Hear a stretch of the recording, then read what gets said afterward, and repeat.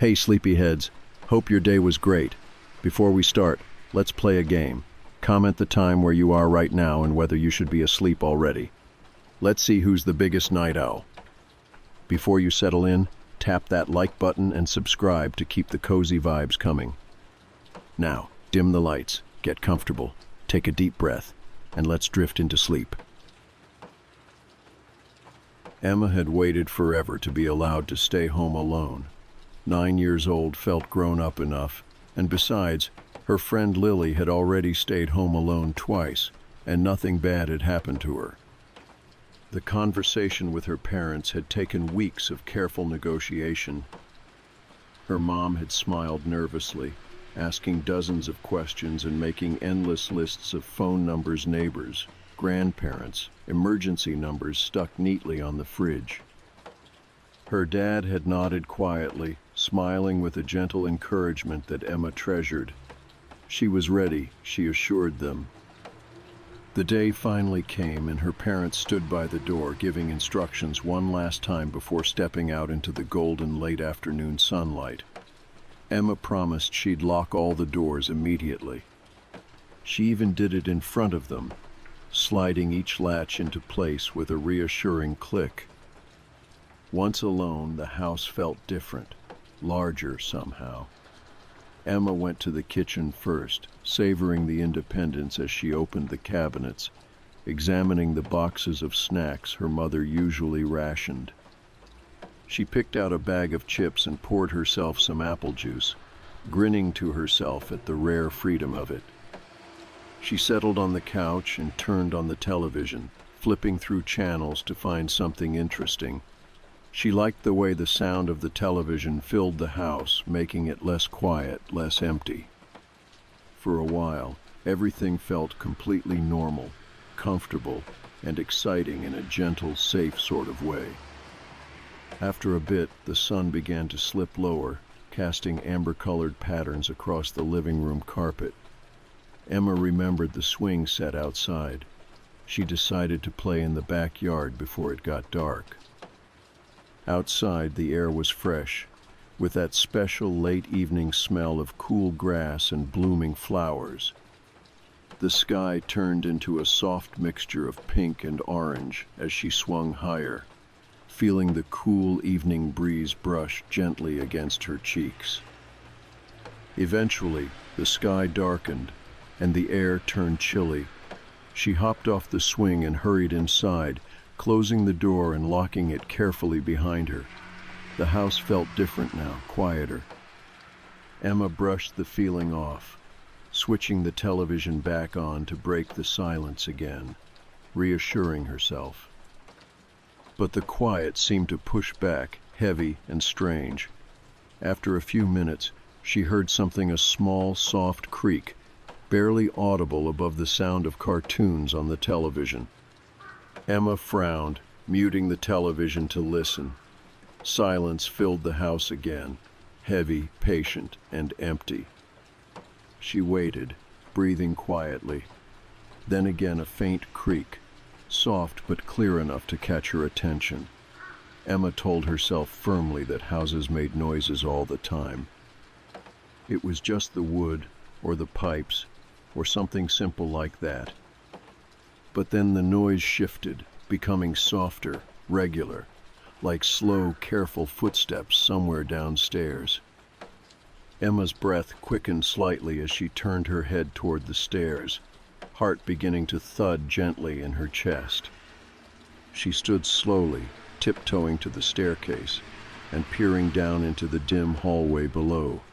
Nothing moved. No shapes appeared in the soft darkness. Maybe she had imagined it.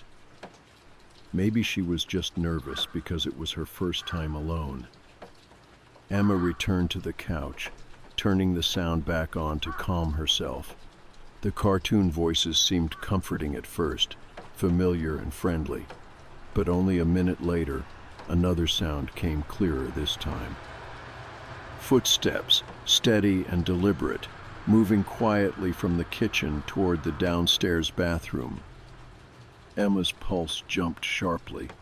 Her hands felt cold as she muted the television again.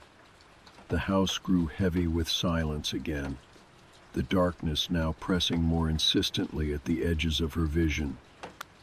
She felt a cold knot in her stomach. She stood up, walking slowly toward the hallway, stopping carefully at the top of the stairs. Looking down, she could see the faint glow of the bathroom's small nightlight underneath the closed door. Emma knew the bathroom door had been left open earlier. She distinctly remembered the soft blue towel hanging neatly by the sink. Suddenly, the shadows moved. Emma held her breath as she saw something shift beneath the crack under the door, a slow, deliberate movement of shadow and light. Her throat tightened painfully. Someone was there. Fear flooded her body, her muscles freezing. Thoughts rushed frantically through her mind. Who could it be? Her parents were out. Nobody else had a key. The doors had been locked, she was certain. Yet someone was inside, someone who wasn't supposed to be there. Heart hammering now, Emma forced herself to take slow, shaky steps toward her room, remembering the phone her parents had left on the small bedside table. Her breathing was loud in her ears as she quietly entered the darkened room, grabbing the phone quickly and clutching it tightly in her shaking hands. She moved back toward the staircase slowly, cautiously, her fingers trembling as she dialed 911, whispering softly into the receiver, her voice shaking with fear. "There's someone in my house," she said softly, barely breathing the words. "Please send someone fast." The voice on the other end was calm and reassuring, asking her questions gently, but Emma's attention drifted suddenly back to the bathroom door as it began to open slowly, silently. Emma stopped breathing entirely, feeling every muscle freeze in icy fear. The door opened wider, revealing the pale figure of a woman standing silently in the bathroom's dim glow. Emma stared, eyes wide in terror. The woman was tall, her skin pale, almost glowing faintly, her body motionless.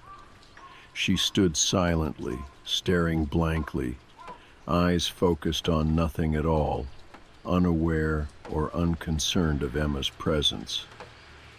Emma's voice choked in her throat, her body trembling as she whispered desperately into the phone, her voice barely audible.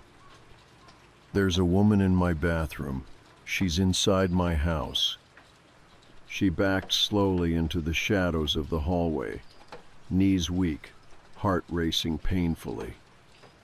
She stared helplessly as the figure remained unmoving, silent in the cold glow of the small nightlight, staring blankly forward as though waiting, listening, watching something invisible in the empty darkness. Emma gripped the phone tightly, trembling, unable to move, breathless with fear, as distant sirens finally pierced the silence of the night, moving swiftly toward her. The flashing lights of the police cars flickered gently across the walls, bathing the hallway in alternating washes of red and blue. Emma stayed close to the doorway, feeling safer with the cold evening air drifting in from outside. Her breath still felt shallow, as if the panic that had gripped her throat earlier had not fully let go.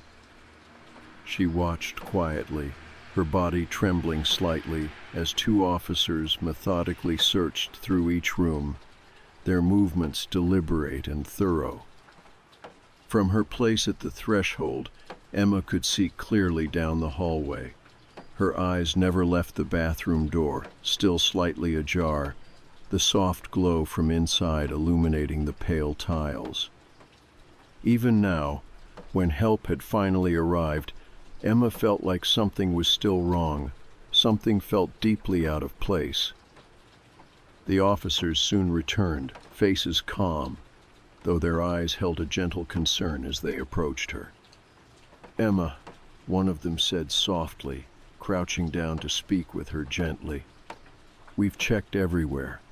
Upstairs, downstairs, all the rooms and closets.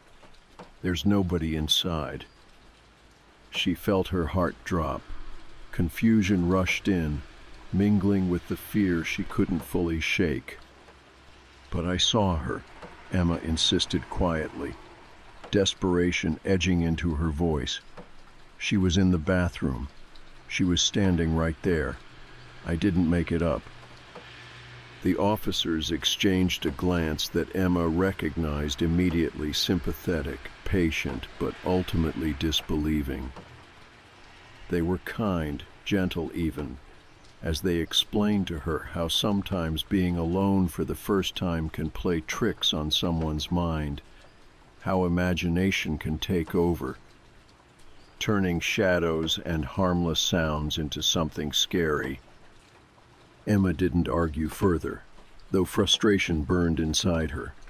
She knew they wouldn't understand. She barely understood it herself. She nodded quietly instead, looking down at her feet, biting her lower lip to keep her tears back. They promised to wait with her until her parents returned, and Emma quietly thanked them, even though her chest felt tight with hurt and disappointment. When her parents finally rushed in, the house filled instantly with their anxious questions, the warmth of her mother's worried embrace, the soothing tone of her father's reassurances. But it all felt strangely hollow.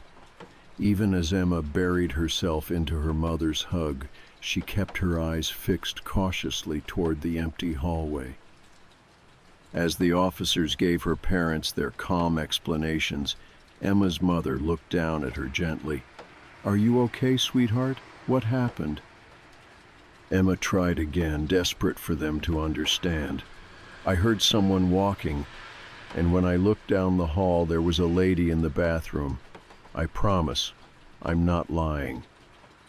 Her mother looked carefully into her eyes. "We believe you felt scared, Em," she said softly, gently stroking her hair. "But maybe being home alone was just a little too much. That can happen." Emma didn't say anything more. She felt exhausted, defeated, even though her heart still knew the truth. When everyone finally left, the house felt bigger, emptier, heavier somehow. Her parents stayed close, carefully guiding her upstairs, tucking her into bed as if she were younger than she was. Emma didn't protest. She didn't have the strength. When the lights went out, she stared silently into the darkness, eyes wide open, body stiff beneath the covers.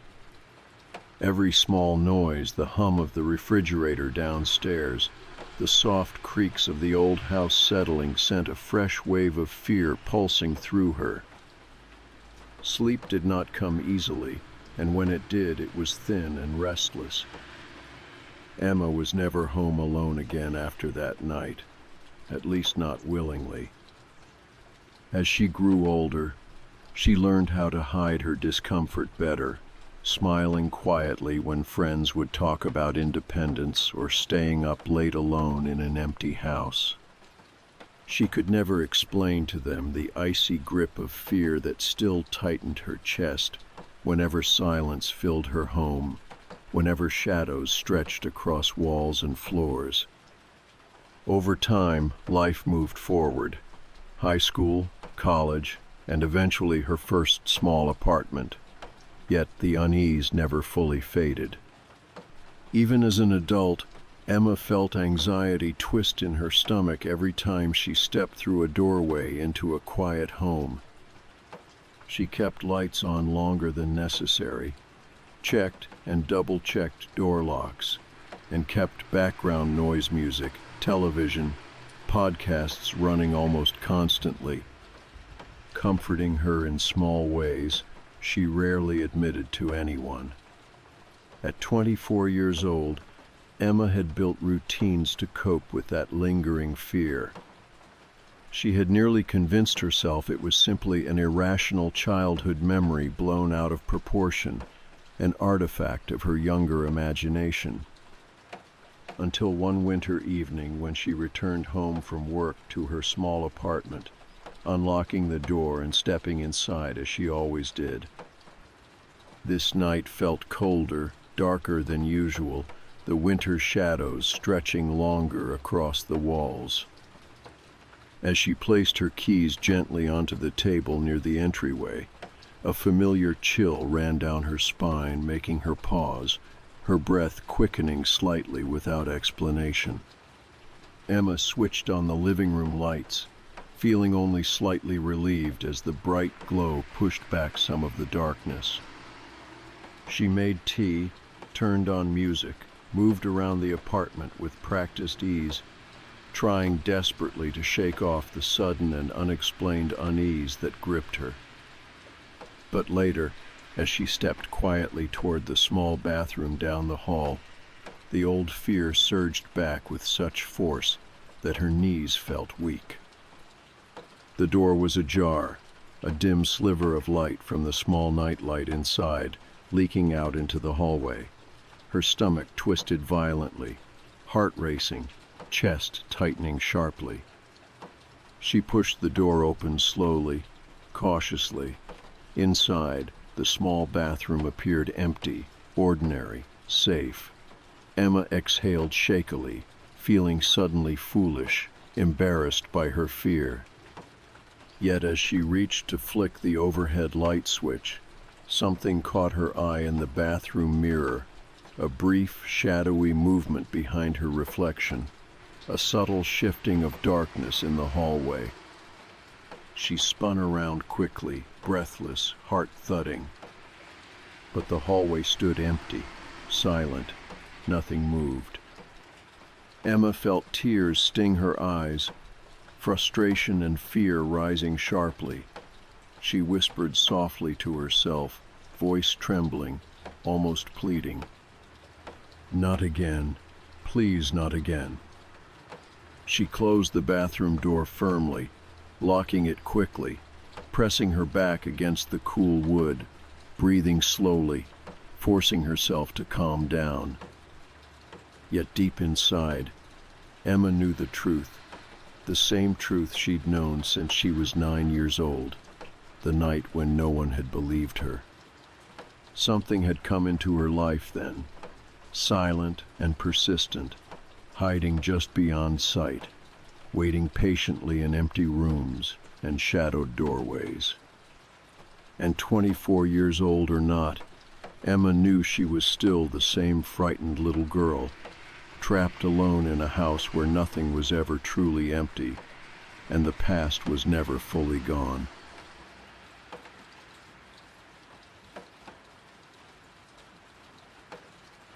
It started out simple, just a favor, really. Mia's childhood friends, Aaron and Lacey, were headed to Europe for 2 weeks, some anniversary trip they'd been saving up for. Their house needed watching. Water the plants, bring in the mail, keep an eye on things. Nothing crazy. They even left us a bottle of wine on the counter with a note that said, "Eat whatever, just don't kill the houseplants." We'd just moved into a smaller place in the city, loud street, thin walls. Their house, by comparison, was like a retreat, big, quiet, at the edge of a wooded area just outside of town. Long gravel driveway, no neighbors in sight, all that. A little eerie, sure, but kind of peaceful too. The sort of place that makes you check the locks twice at night but still feels safe once you're under the covers. The first few days were great. We had space, actual silence. Mia read on the porch with a blanket. I cooked. We went to bed early and slept without being woken by traffic or drunk 20-somethings screaming on the sidewalk. The house was modern, but not cold. Open kitchen, old wooden floors, big windows that looked out onto the trees. The kind of place that makes you realize how tense your life's been just by how your body relaxes when you walk in. I didn't start feeling weird until the third night. It was late. We'd gone to bed around 10. Around 1:30 or so, I heard something. A knock. 3 soft knocks, not loud, not hurried, just deliberate. I sat up, heart already picking up speed. At first I thought maybe I'd imagined it, but Mia turned over beside me and mumbled, "Was that the door?" I held my breath and listened. Silence. I got up, pulled on a hoodie, and walked down the stairs as quietly as I could. Every step creaked just enough to make me feel like I was announcing myself. When I got to the front door, I looked through the peephole. Nothing. No car, no person, no shadows. Just the porch light casting a yellow pool on the front steps and the tall dark of the woods behind it. I opened the door a crack. The night air was cold, still. Not even the trees moved. I waited a few seconds, then locked the door again and went back upstairs. Probably a deer bumping into something, I told myself. Maybe the wind knocking a branch against the house. Still, I didn't sleep much that night. The next day was normal again. We ran errands, made lunch, went for a short hike on one of the nearby trails. Mia didn't seem rattled, and I didn't want to make a thing out of nothing. That night, though, same thing. 1:30 in the morning, knock, knock, knock. I was already awake this time, just lying there, staring at the ceiling. I got up faster. This time I checked all the windows on the way down. Nothing. When I opened the front door, I left it wide for a second. Just stood there, barefoot on the hardwood, looking out into that weird, pitch-black nothing. You don't realize how dark it gets in the woods until you try to find a shape in them. You think your eyes will adjust, but they don't. It just stays black. I stayed up the rest of the night. Saturday on the couch with the lights off, staring out the living room window like I'd catch someone moving. Nothing happened. At dawn, I went back to bed. Mia was still asleep. Later that morning, I checked in with Aaron. Didn't mention the knocks, just asked how the trip was going, if there was anything weird about the house we should know. He texted back something like, "All good, just enjoy it, man. That place is a fortress, nothing to worry about." That word stuck with me, fortress. Didn't feel like one. That night, we double-locked everything, closed all the blinds. Mia teased me a little, called me detective boyfriend. I laughed it off, even though I didn't feel like laughing. But when we went to bed, I left the hallway light on. At 1:30, it happened again. But this time, it wasn't the front door. It was somewhere inside. A knock, faint, like someone tapping on drywall. Then another, behind us, somewhere on the second floor. Mia shot up and looked at me. "Did you hear that?" I nodded. We didn't say anything else. We just got up and started checking doors, closets, the bathroom, nothing. But the knocks kept happening, not constant, just spaced out. One in the hallway, one on the ceiling, then one near the kitchen, we thought. We searched the house. Still nothing. Eventually, we ended up back at the front door. And that's when we noticed it. It was unlocked.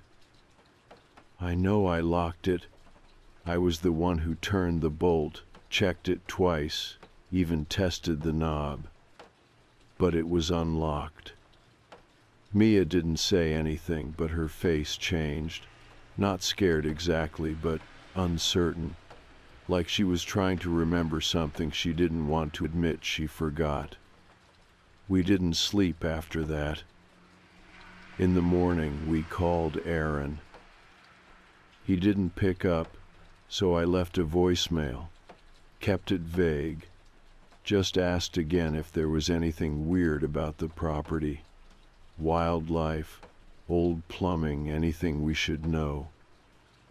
A few hours later, he texted back. "Hey, just saw this. Everything should be fine. Why? Something happen?" I didn't answer. Not yet. I wanted to check something first. See, I'd been thinking. Something about the way the house was laid out was bugging me. I hadn't realized it before, but certain things didn't quite make sense. Like the front hall closet, it was too shallow. The room above the garage had a door that didn't open, like it was nailed shut. And then there was the basement. We hadn't gone down there at all. It wasn't just unfinished, it was sealed. The door had a padlock on it, one of those thick old brass ones, like the kind you see on storage units. I asked Mia if she remembered them ever mentioning that. She said no. I didn't either. But it was locked. And now I was wondering why. Because here's the thing, the house had a certain lived-in feel. Dishes in the cabinets, random junk drawer stuff, old shoes in the closet. But it also felt staged, too clean. No personal photos, no mess. Like someone had moved out and someone else had moved in halfway. And now we were here. In a house we thought we knew. But maybe we didn't. And maybe, just maybe, it wasn't the right house at all. I didn't tell Mia what I was really thinking that morning. She already looked tired. She'd been trying to brush it off, saying maybe we were just wound up from all the quiet, or that we weren't used to hearing a house settle.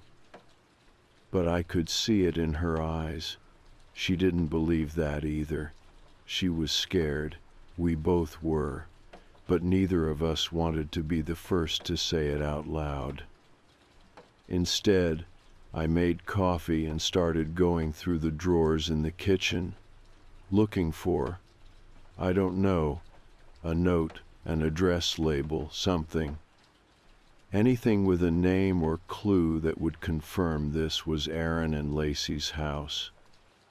It sounds dumb now, but in the moment, it wasn't paranoia.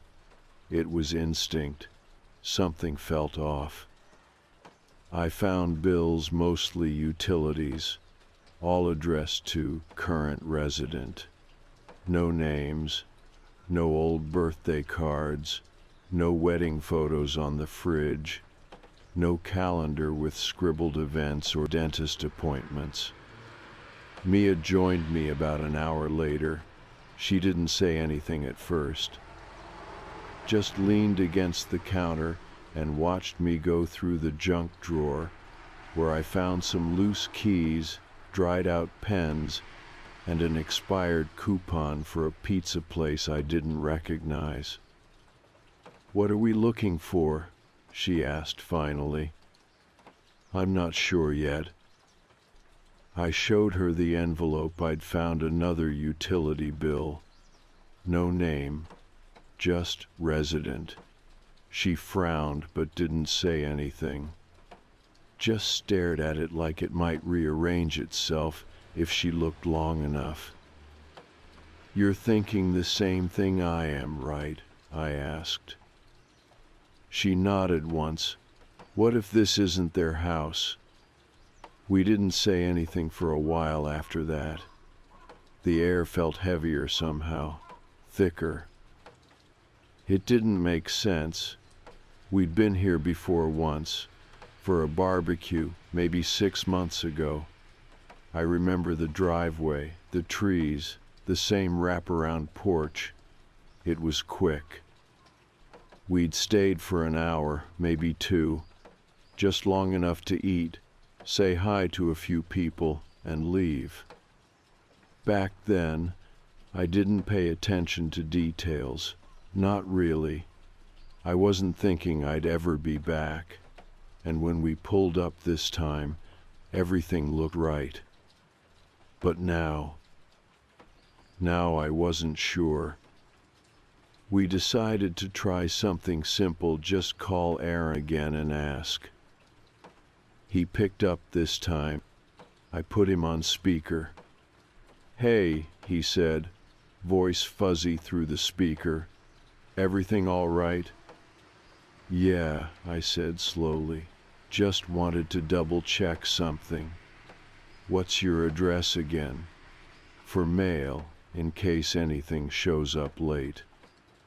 There was a pause. Then, 39 Pine Hollow. Why? I felt my stomach drop. I looked at Mia. Then I said, that's weird. We're at 37. Another pause, longer this time. Wait, seriously? Aaron's voice sounded confused, maybe a little amused. You sure?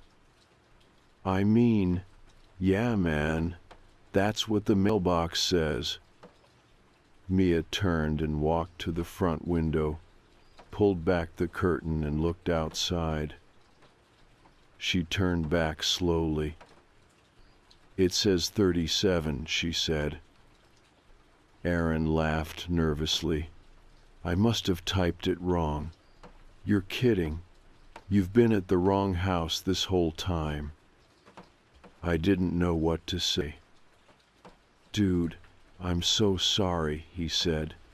That's insane. I thought you guys were there already. Did the key work? It was under the mat, like you said, I replied. No, man, he said. I keep our spare in the planter. I haven't used a mat key in years. My hands started to sweat. We ended the call not long after that. He sounded a little freaked out, but not nearly as much as we were. Said he'd call Lacey and see if she remembered anything else. Promised to text soon. I told him we'd figure it out. Then I hung up and turned to Mia. We've been in someone else's house, I said quietly. She didn't answer. We stood there in the kitchen for a long time, long enough for the clock on the microwave to blink once, long enough for the sound of a car passing in the distance to fade back into the trees. Eventually, we decided we needed to leave. It felt wrong to stay even a minute longer. We started packing fast-grabbing chargers, leftover groceries, bathroom stuff. I tossed our bags in the trunk, while Mia ran through the house one last time, making sure we hadn't left anything behind. I was locking the car when I heard her call my name. She wasn't yelling, but something in her voice made me run back inside. She was in the hallway upstairs, standing in front of that weird door above the garage, the one that didn't open. She was pale. "It's open," she said. And it was. The door that had been nailed shut 2 days ago, the one I'd tried pulling at just out of curiosity, it was now cracked open an inch. I reached out and pushed it slowly. It opened without a sound. Inside was a narrow, dark staircase. Wooden, steep, leading down, which made no sense. This was the second floor. That part of the house hung over the garage. There shouldn't have been a stairwell there. There shouldn't have been anything. We didn't go down. We didn't look inside. We backed away together, one step at a time. Mia grabbed her bag. I locked the door behind us. We left. We drove back to the city in complete silence. No music, no talking, just the sound of the road under the tires. Back at our apartment, everything felt smaller and louder, but somehow safer too. We stayed up all night, watching reruns of cooking shows, eating whatever we had left in the freezer. Neither of us wanted to sleep. The next morning, I checked the map. 39 Pine Hollow was a quarter-mile down the road.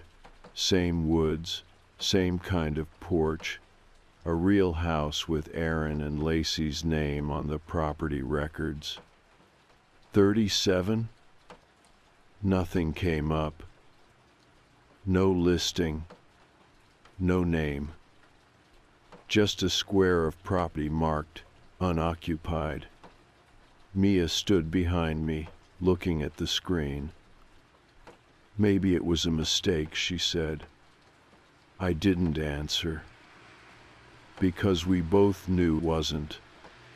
Neither of us went to work the next day. Mia called out sick.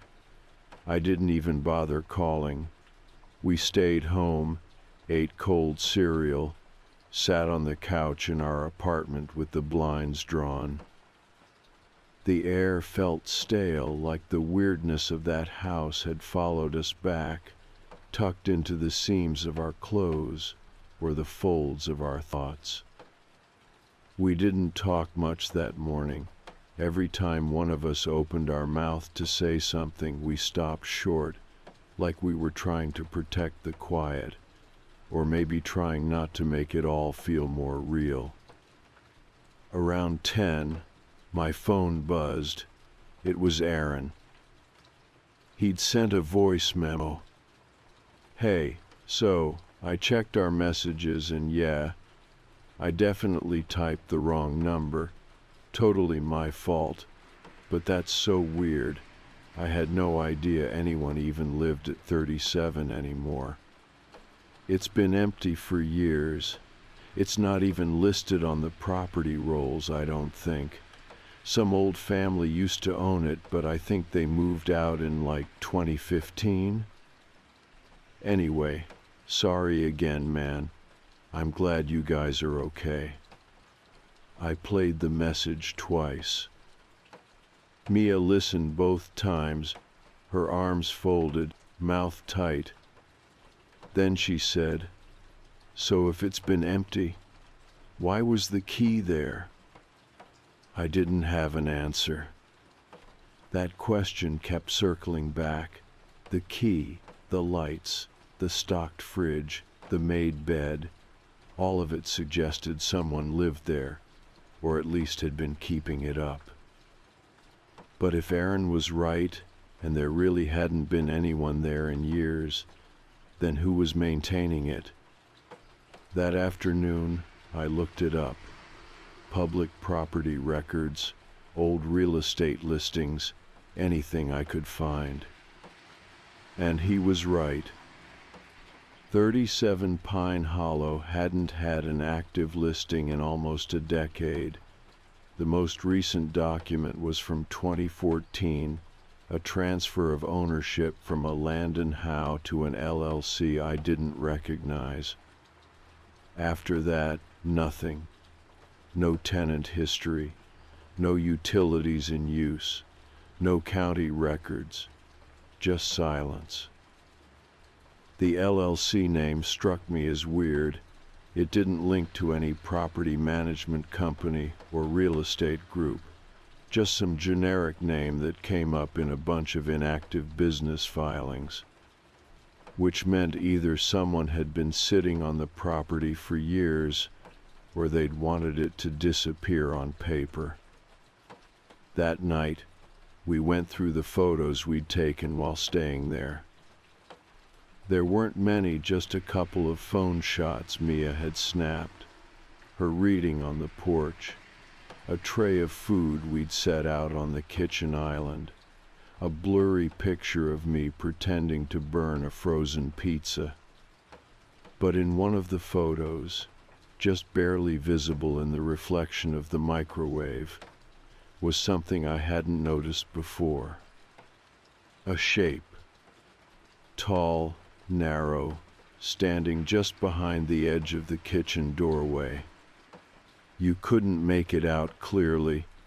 Could have been a shadow, or the way the light hit a chair, but it looked wrong, like something was there, watching. I showed Mia. She didn't say anything. She just stood up, walked to the sink, and started washing dishes we hadn't used. I didn't push it. That night, we double-checked every lock in the apartment, shut every curtain, put our phones on silent, and kept the television on low until 2 in the morning. Neither of us said it, but we were waiting for something, listening for a knock. It didn't come. The next day, Mia had to go into work. She's a dental assistant, and they were short-staffed, so she couldn't miss again. I dropped her off just after 8, then sat in the car for a long time, and I knew what I had to do. I drove back. Not inside, not yet, just back to the street. I needed to see it in daylight, needed to know I wasn't losing it. It was early, the sun still low behind the trees. The road to Pine Hollow was mostly dirt and gravel, with spots where the asphalt cracked like dried skin. I drove slowly, pulled up to the house like I belonged there. 37 looked exactly the same, untouched. Mailbox still leaning to one side. Porch still quiet. No car in the drive. I parked across the street and killed the engine. Waited. 5 minutes. Then 10. Nothing moved. Eventually, I got out, walked slowly across the road, gravel crunching under my shoes. My hands were sweating. The front door looked normal. The mat was still there. So was the key. Exactly where we'd found it. I didn't pick it up. I walked around the side instead. Backyard was overgrown, grass up to my knees. A half-buried swing set leaned against the fence. One of the chains snapped. The back porch door had a deadbolt, locked. I circled back to the driveway. That's when I noticed the door above the garage. Still cracked open. Still leading down. I stood there for a long time, just looking. Then I pulled out my phone and took a picture. A second later, I took another and froze.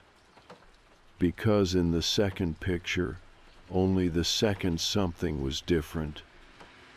The door was closed. Not slammed, not ajar, shut. I hadn't looked away, hadn't blinked. It just wasn't open anymore. I didn't wait around. I got in the car and drove, faster this time. Back home, I didn't tell Mia what I'd seen. She asked if I'd gone back, and I said, yeah, just drove past. She didn't press. I think she knew not to. That night, she brought up something I hadn't expected. We should tell someone, she said, sitting on the couch with a blanket wrapped around her. The police, or the county. And say what? I asked. She didn't answer right away, then softly, that we were living in a place that doesn't exist. That phrase stuck with me, because that's exactly what it felt like. We didn't belong there.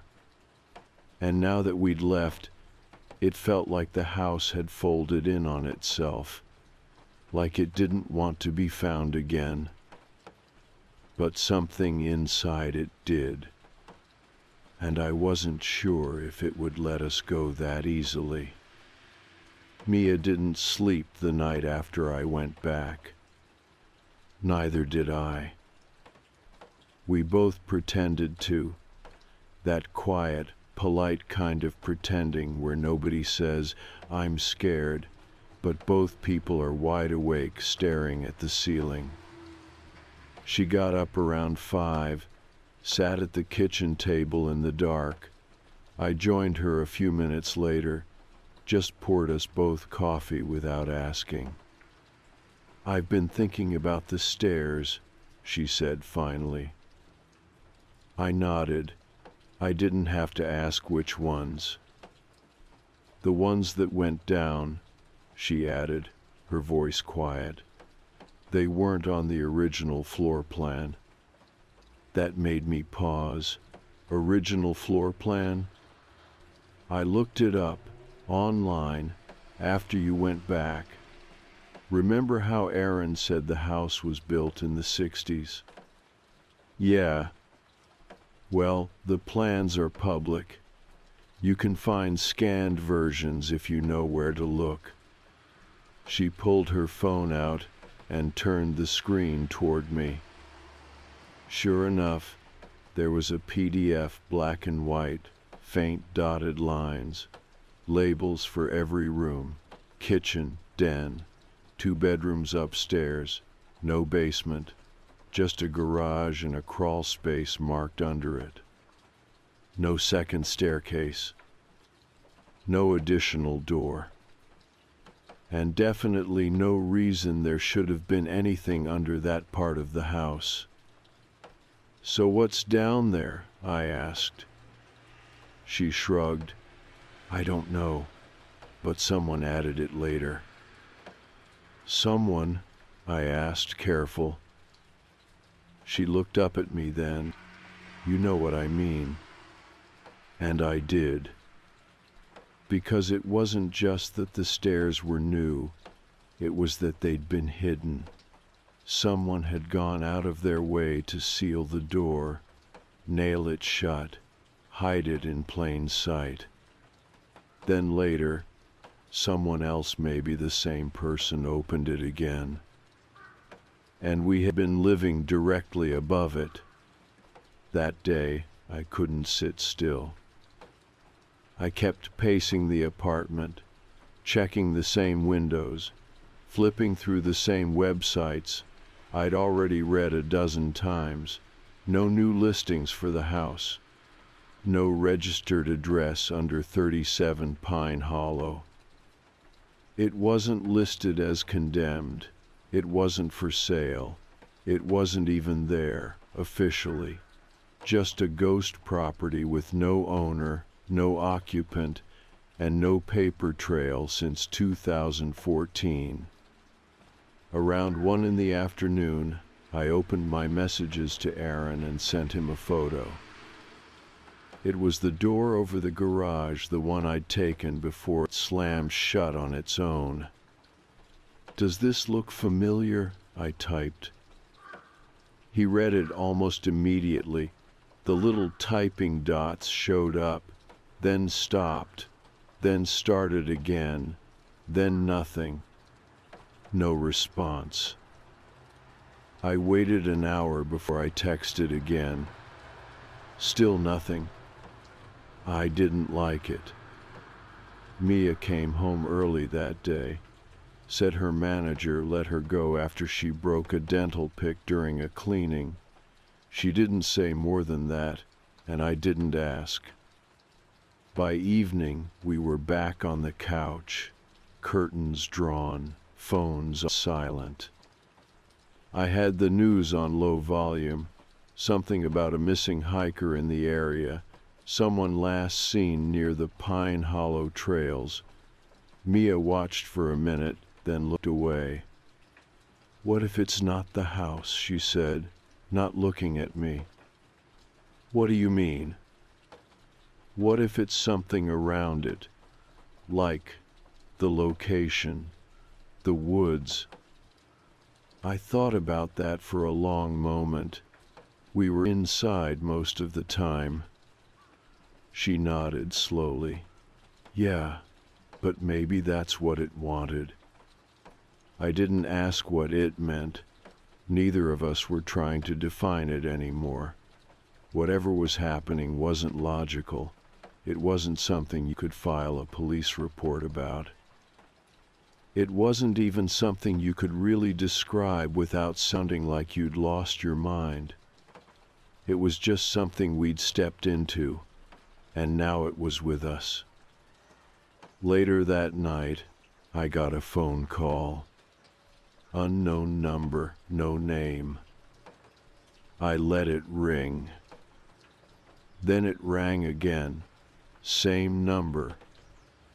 This time, I picked up. "Hello?" Nothing. No breathing. No background noise. Just silence.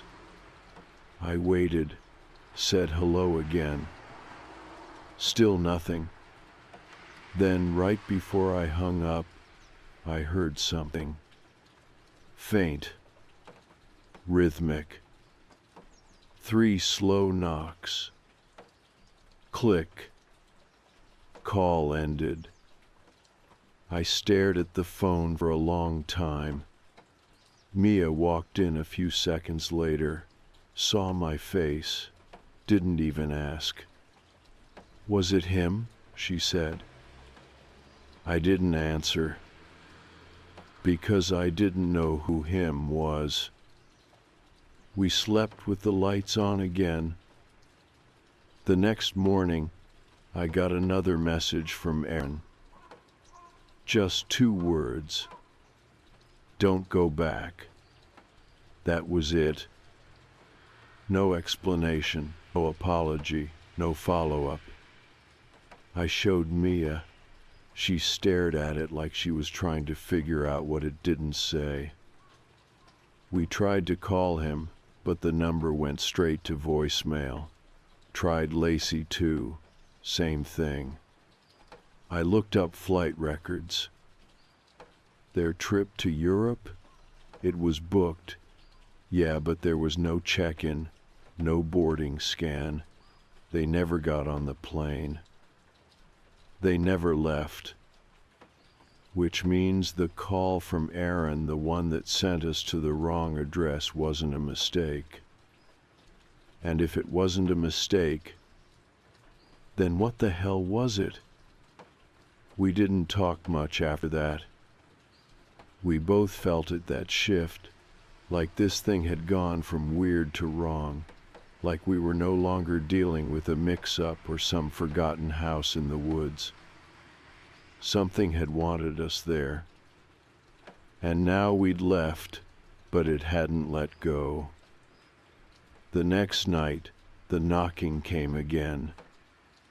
Not at the front door, not from the hallway. From the walls, inside.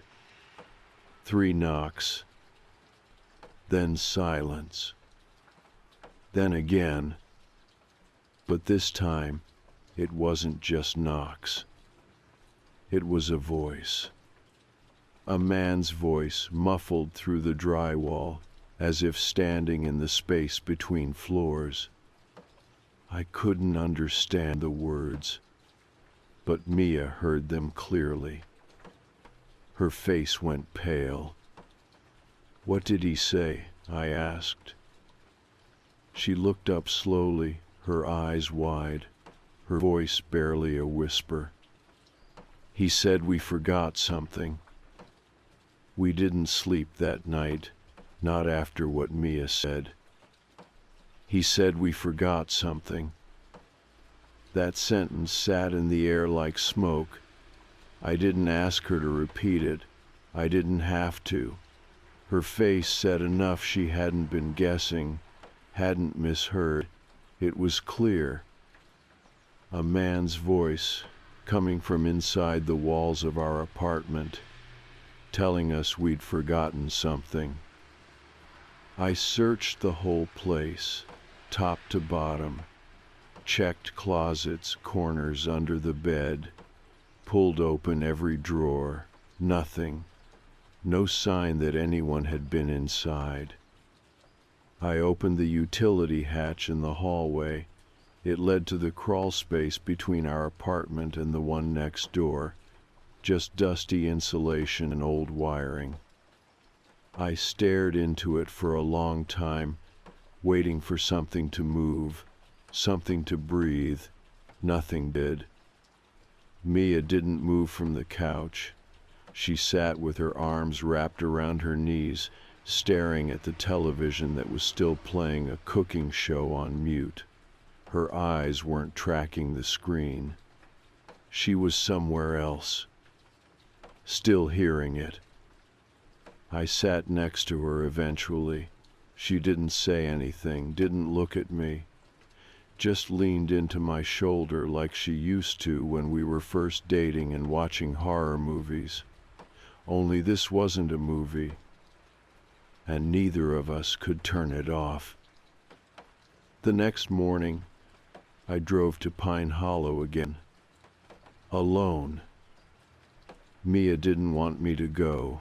We argued about it quietly, without raising our voices. I told her I needed to know if something was still there. She asked why it mattered, why I couldn't just let it go.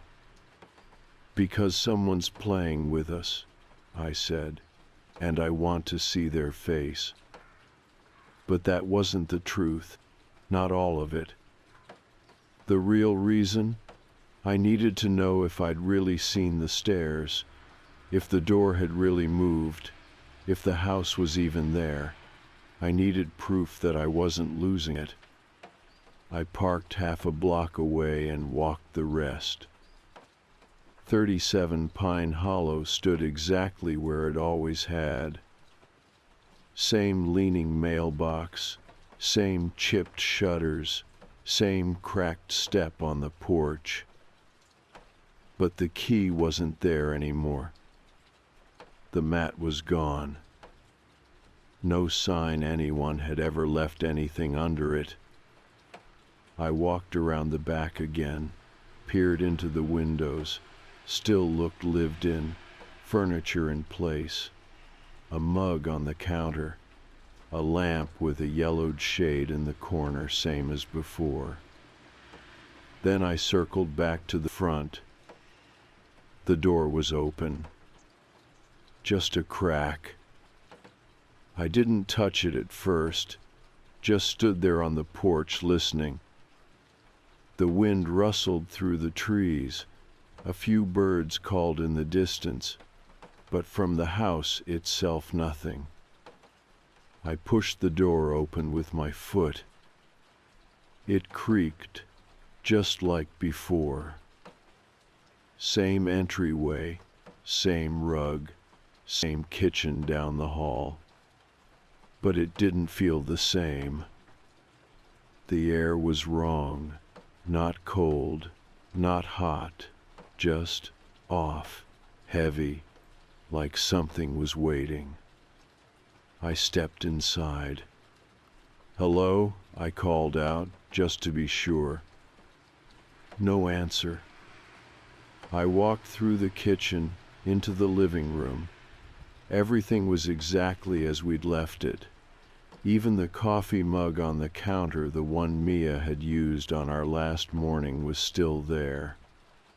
Same faint ring of coffee at the bottom, same lipstick print on the rim. I turned toward the hallway, walked slowly, checking every door again. Bathroom, bedroom, closet, all empty. Then I stood in front of the sealed door above the garage. It was closed again, but the nails were gone. Just smooth wood now, a knob. I put my hand on it. It turned easily. The door opened, and there it was. The staircase. Still steep, still dark, still leading down. I stood at the top for a long time, long enough to consider turning around, leaving, calling someone. But I didn't. I took one step, then another. The stairs creaked softly under my weight. The walls closed in as I went lower.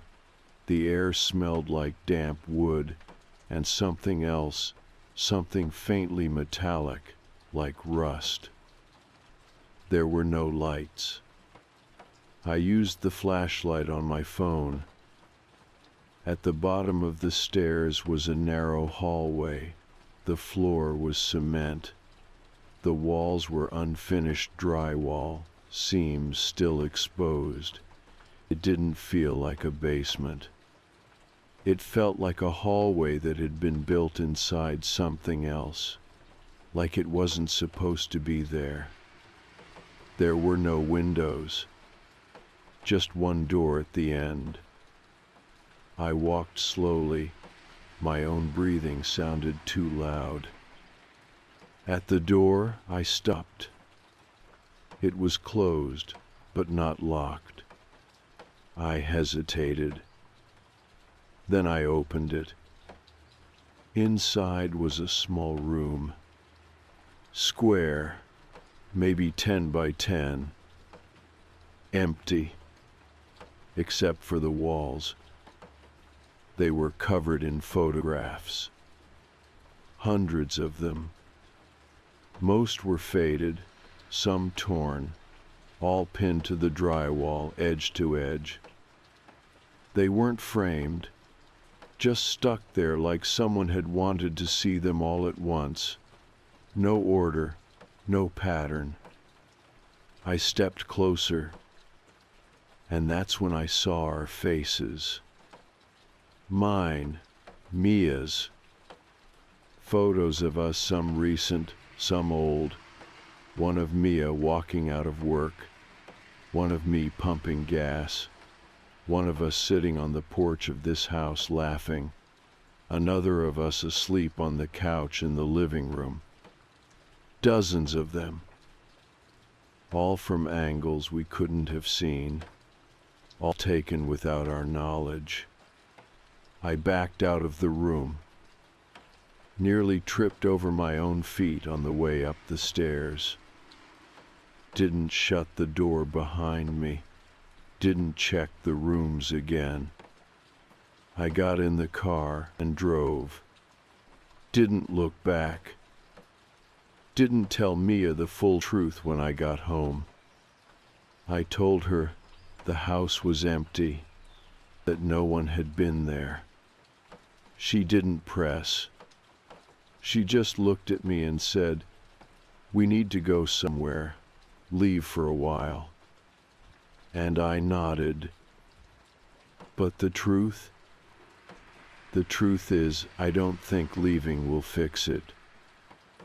Because someone out there still has the rest of those photos. And I don't know what else they've seen. We didn't pack much. A couple of backpacks, some clothes, chargers, my laptop, and Mia's sketchbook, the essentials.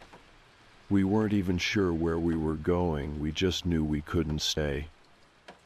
Not in that apartment, not in that city, not with that house just 30 minutes away. Mia booked the motel, one of those old highway places with carpet that smells like smoke and TVs mounted too high on the wall. We didn't care. We just needed 4 walls and a door with a lock. We told ourselves it was temporary. A few days, maybe a week. Just enough time to clear our heads, figure out the next step. But I think we both knew this wasn't about clearing our heads. This was about distance, the kind you can measure in miles and in memory. The first night there, we didn't speak much. We sat on the bed with the television on low, watching a cooking competition we weren't really watching. I looked over once and noticed Mia had tears in her eyes. Not crying exactly, just leaking, silent, controlled, like her body was reacting in a way her brain hadn't caught up with yet. I keep thinking about that voice, she said finally, about how calm it sounded. I didn't say anything.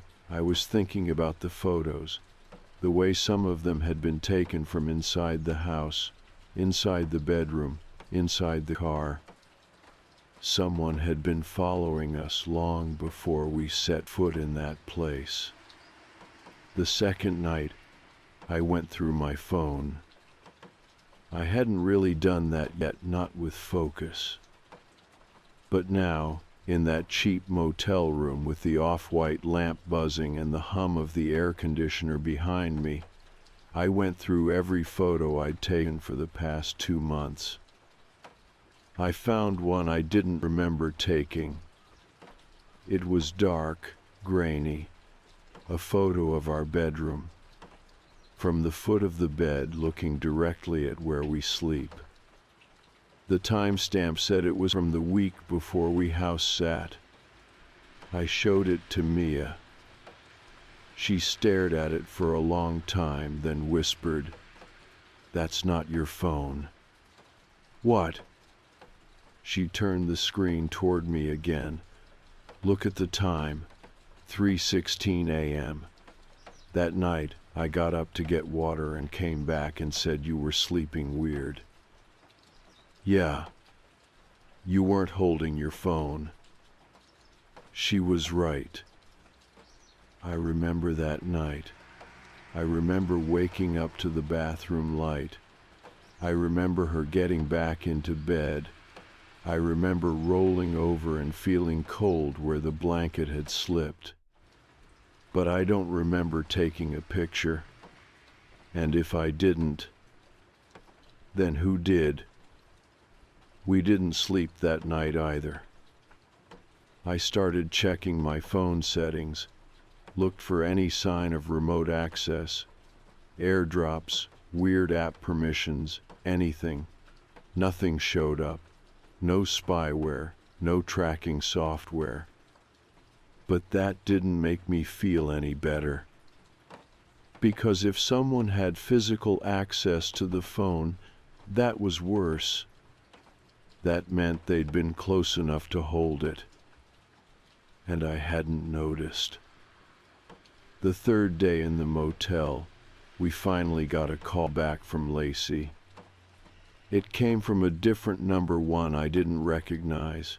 She sounded tired, on edge, like she'd been crying or hadn't slept.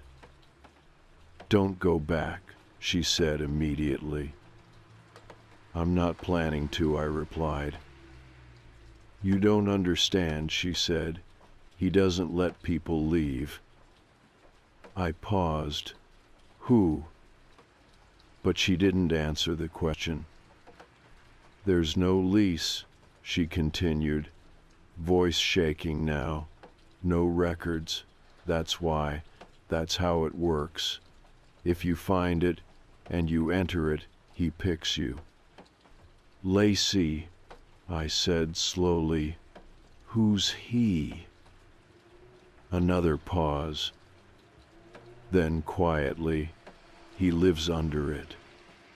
Click. Call ended.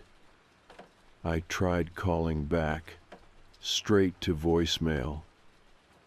Mia stared at me from across the room, pale as a sheet. What the hell does that mean? She asked. I didn't know. I still don't. But that word under it hit me like ice. Because that was exactly what I'd felt when I went into that basement. That something beneath the house was watching, waiting. And somehow, we'd been invited in. The next morning, I found a note on the windshield of our car. Just a single piece of paper folded in half, tucked under the wiper. No envelope. I looked around the parking lot before I touched it. Motel was quiet, a couple of cars. One guy smoking by the vending machine. Nobody looking at me. I opened the note. Inside was a photo. Black and white. It was us. Sleeping. Mia curled up on the left side, me on the right. The motel bed. Same blanket. Same headboard. Taken sometime in the last 2 days. Underneath, written in ink, come back, you forgot something. I didn't show Mia. I told her it was a coupon or some trash someone stuck there by mistake. Then I went into the bathroom and threw up. That afternoon I made a decision. We had to finish this. Not out of bravery, not even logic. Out of exhaustion. Because this thing, whatever it was, wasn't going to leave us alone. Not until we went back. Not until we found whatever it thought we left behind. That night, I told Mia. She didn't argue. She just nodded once, then said, "We'll go in the morning." It wasn't surrender. It was something else. Resolve, maybe. We didn't sleep. We didn't talk much either. We just waited for the sun. Because we both knew deep down that whatever lived beneath that house, it hadn't stopped watching, and it never would. We left the motel just after sunrise. No bags, no distractions, just the two of us in the car with the heater running low and our fingers laced tight on the center console. Mia didn't ask if I was sure. I didn't need to ask her either. We were past that. The air felt different that morning, heavier, like something was waiting for us to finish what we started, like the house had been holding its breath. The drive was quiet. The road to Pine Hollow felt longer than usual, maybe because we were both watching the trees instead of the GPS.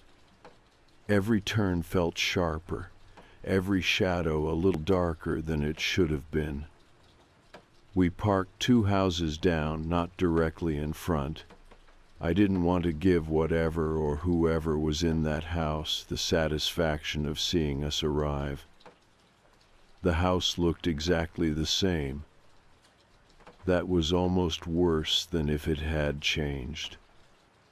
The chipped white siding, the crooked mailbox, the cracked step on the porch, all of it perfectly still, a place pretending to be abandoned. The front door was unlocked. Of course it was. We stepped inside together. The smell hit me first. Not rot, not mold, just dust and old wood. That sterile, hollow smell of a place that pretends to be lived in. Everything was exactly where we'd left it.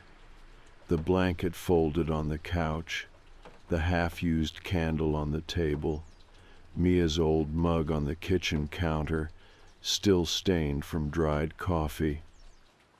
But there was no sound, no birds outside, no hum from the fridge, just the kind of silence that presses on your skin. We moved quickly, without talking, straight to the hallway, straight to the sealed door above the garage. It was open. Not wide, just a few inches. Enough. Mia looked at me once before we stepped through. Then we descended. The staircase creaked under our weight. The air got colder with each step. My hand shook as I held the flashlight, but I kept it steady. At the bottom, that narrow hallway again. The unfinished drywall, the smooth concrete floor, and at the end, the door. The photo room. Only now it was different. The photos were gone. Every last one. Just empty walls and pinholes, a faint outline of where each image used to be. Like someone had come through with a blade and stripped the walls clean. I stepped inside, still scanning, still waiting for something to move. In the center of the room sat a single cardboard box. That was new. Mia stood by the doorway.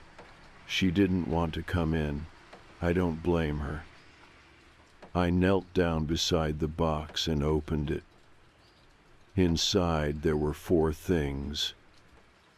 Mia's necklace, the one she lost weeks before we ever came here. A small silver chain with a cracked turquoise pendant. We thought it had fallen down the sink. My old key fob, the one from the car I sold 3 years ago. I hadn't seen it since. A Polaroid photo of the 2 of us sleeping. Not the one from the motel, this was older. Dated. Handwritten in red ink. January 26th, 2021. A small tape recorder. The kind with actual buttons. No Bluetooth. No screen. I picked it up. It was already on, already cued. I pressed play. For a few seconds there was nothing. Then a voice. Calm, male, unfamiliar. You left the door open. That was all. Click. Silence. I put everything back in the box. Walked past Mia and back down the hallway.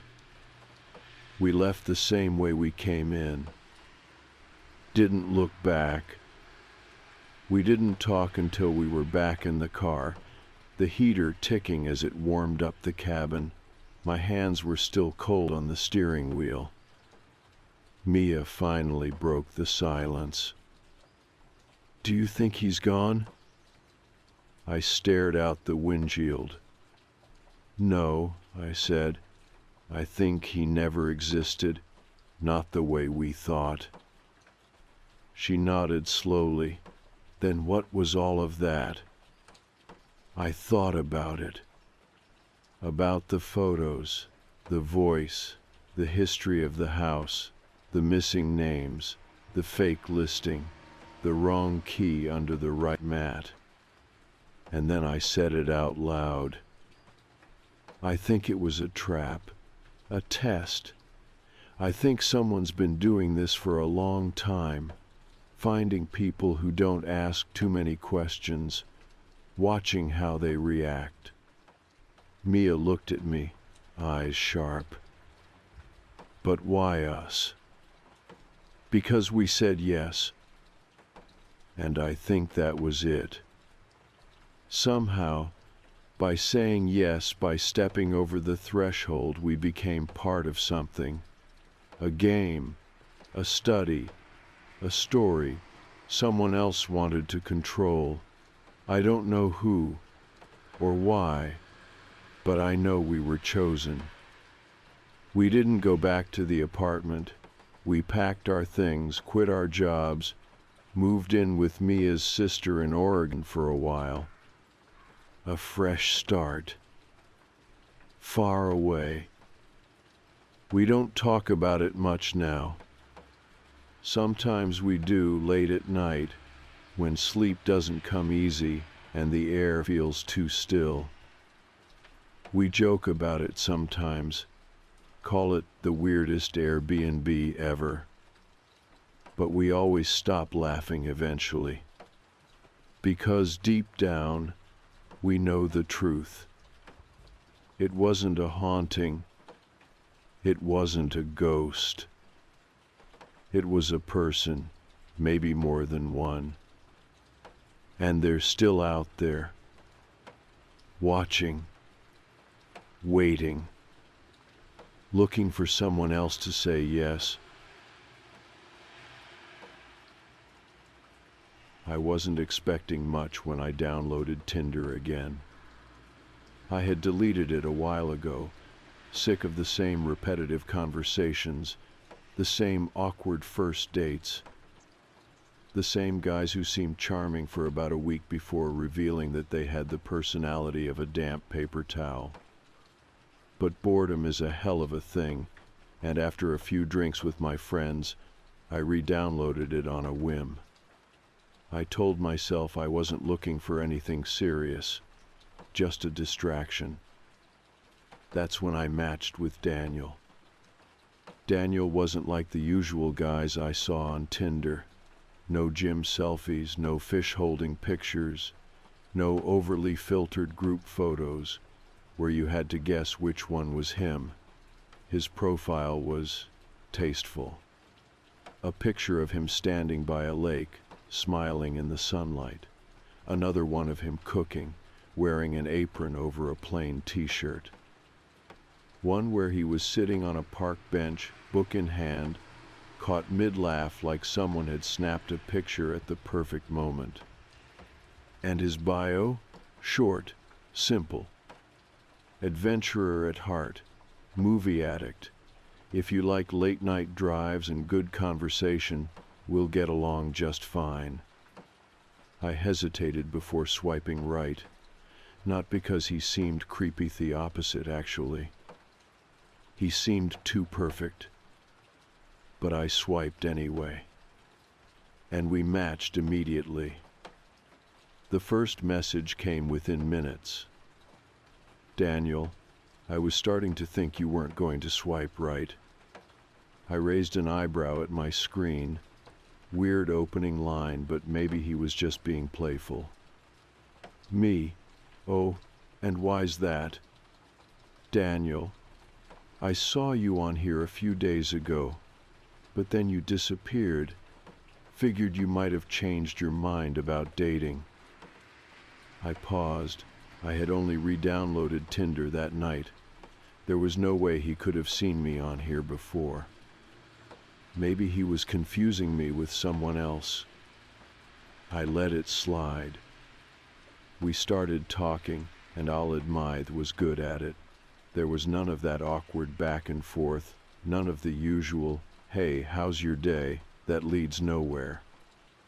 He was engaging, funny, charming in a way that felt effortless. Within minutes, it felt like I had known him for years. We liked the same movies, the same bands. We even had the same childhood Doga golden retriever named Buddy. That gave me pause. Me? No way. You had a buddy too? Daniel. Yeah, had him growing up. Best dog in the world. It was eerie. Of all the names, of all the dogs, what were the odds? But coincidences happen, right? And when someone is that perfect, you don't question it. You just go along with it. We talked every day after that. From the moment I woke up to the moment I went to bed, he was always there. If I texted, he responded immediately. If I didn't text, he'd check in with something cute, thinking about you, or hope your day's going well. It was nice. A guy who actually put in effort, who made me feel interesting. But then, little things started feeling off. The first red flag happened about a week in. We were talking about late-night cravings, and I mentioned how much I loved this small 24-hour diner across town, the kind of place that only locals know about. Daniel replied, "Oh yeah, you always get the grilled cheese there, right?" I blinked at my screen. I had never told him that. Me. Wait, how did you know that? Daniel, you mentioned it, didn't you? I hadn't. I even scrolled back through our messages just to be sure. Nothing. I brushed it off as a lucky guess. But then it happened again. One night, I was curled up on my couch, watching some old 70s horror movie, one of those weird niche ones that nobody ever talks about. I posted a quick Instagram story, nothing obvious, just a blurry shot of my screen, captioned "Classic." Minutes later, Daniel texted me. "Watching that without me? Rude." I froze. I hadn't told him what I was watching, hadn't even mentioned it in our conversation. I stared at my phone, fingers hovering over the keyboard, trying to come up with a logical explanation. Me. Wait, how did you know? Daniel. Lucky guess. A joke, a brush off. I told myself I was overthinking it. But the next morning, I did something I should have done earlier. I reverse searched his Tinder photos and found nothing. No social media, no LinkedIn, no old posts, no comments, no tagged pictures. It was like he didn't exist. My stomach twisted.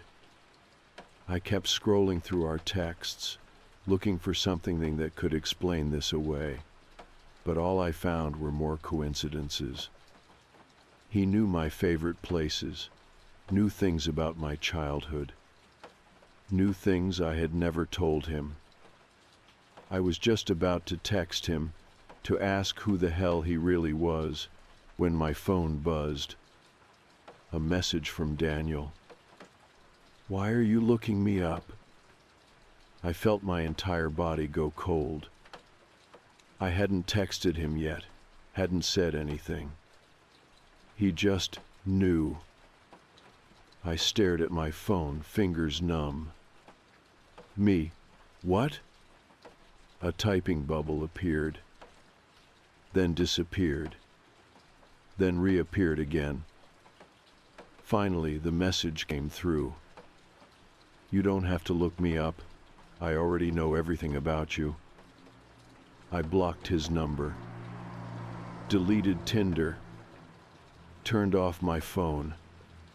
For the rest of the night, I sat in my bed, heart pounding, waiting for what I didn't know. When I woke up the next morning, I felt ridiculous. Maybe it was a joke. Maybe I had overreacted. But then I saw him. At my job. I was behind the counter, ringing up a customer, when I glanced toward the entrance. And he was there, standing just outside, watching me through the glass. My breath caught in my throat. He wasn't smiling, wasn't waving, just staring. I turned to my coworker, panic rising in my chest. "That guy out there, do you know him?" She frowned, glancing at the entrance. "Who?" I turned back. He was gone. I was shook in bed. Every time I closed my eyes, I saw him standing outside the bookstore, watching me through the glass, his face blank, unreadable. The worst part? I knew I hadn't imagined it. I could still picture the way his head had been tilted slightly to the side, like he was studying me, like he was waiting for something. By morning, I had convinced myself I was overreacting. Maybe he had just happened to be in the area. Maybe it was coincidence. But I couldn't shake the feeling that something was wrong. So I did the only thing I could think of. I checked my phone. Even though I had blocked Daniel's number, I still felt the creeping anxiety of seeing another message. But there was nothing. No new texts. No calls. I should have felt relieved. But instead, the silence made it worse. At work, I felt like I was on edge all day. Every time the door opened, my stomach twisted. Every time someone walked past the windows, my pulse spiked. By the time my shift ended, I was so tense I felt physically sore. I waited for my coworker, Jenna, to finish closing up. I wasn't about to walk home alone tonight. She noticed my fidgeting. "You good?" she asked, raising an eyebrow as she counted the cash drawer. I debated telling her. It sounded insane, but I couldn't keep it in. "You remember that Tinder guy I told you about?" Jenna looked up, curious. "The perfect one?" I swallowed. "Yeah, I think he's been watching me." Her eyebrows knit together. "What do you mean?" I told her everything. How he seemed to know things I hadn't told him. How he somehow knew I had searched for his photos. How he had showed up at the store. Jenna frowned. "That's weird. But are you sure you're not reading too much into it?" That was the problem. I wasn't sure.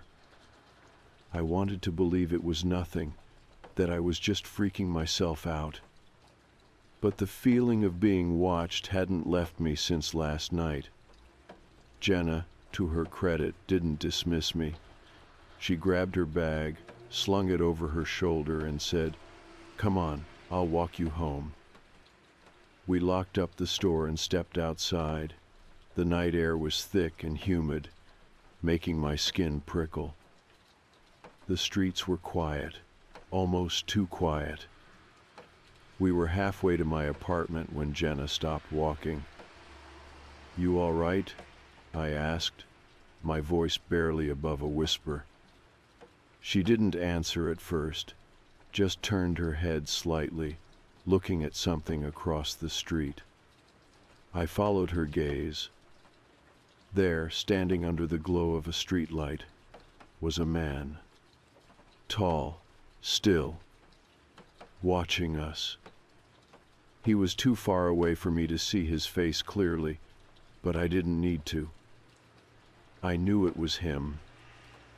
My stomach twisted into knots. "Okay," Jenna whispered. "That's creepy as hell."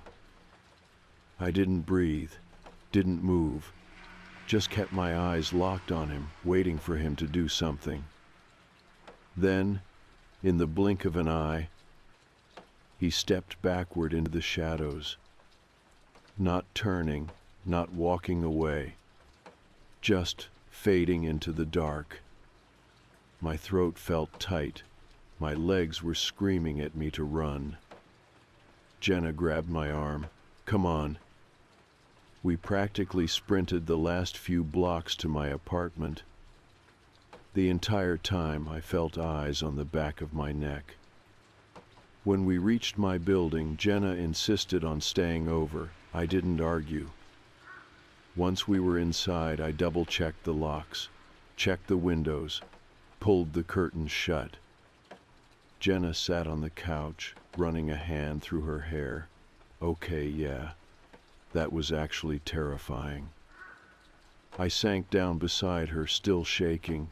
What the hell does he want? She exhaled. "I don't know, but we're calling the cops." I hesitated. "And tell them what? A guy from Tinder is creeping me out?" She gave me a look. "Yes, that's exactly what we tell them." She wasn't wrong. But before we could even pick up the phone, my apartment buzzer went off. A shrill, loud ring that made both of us jump. Jenna's eyes snapped to mine.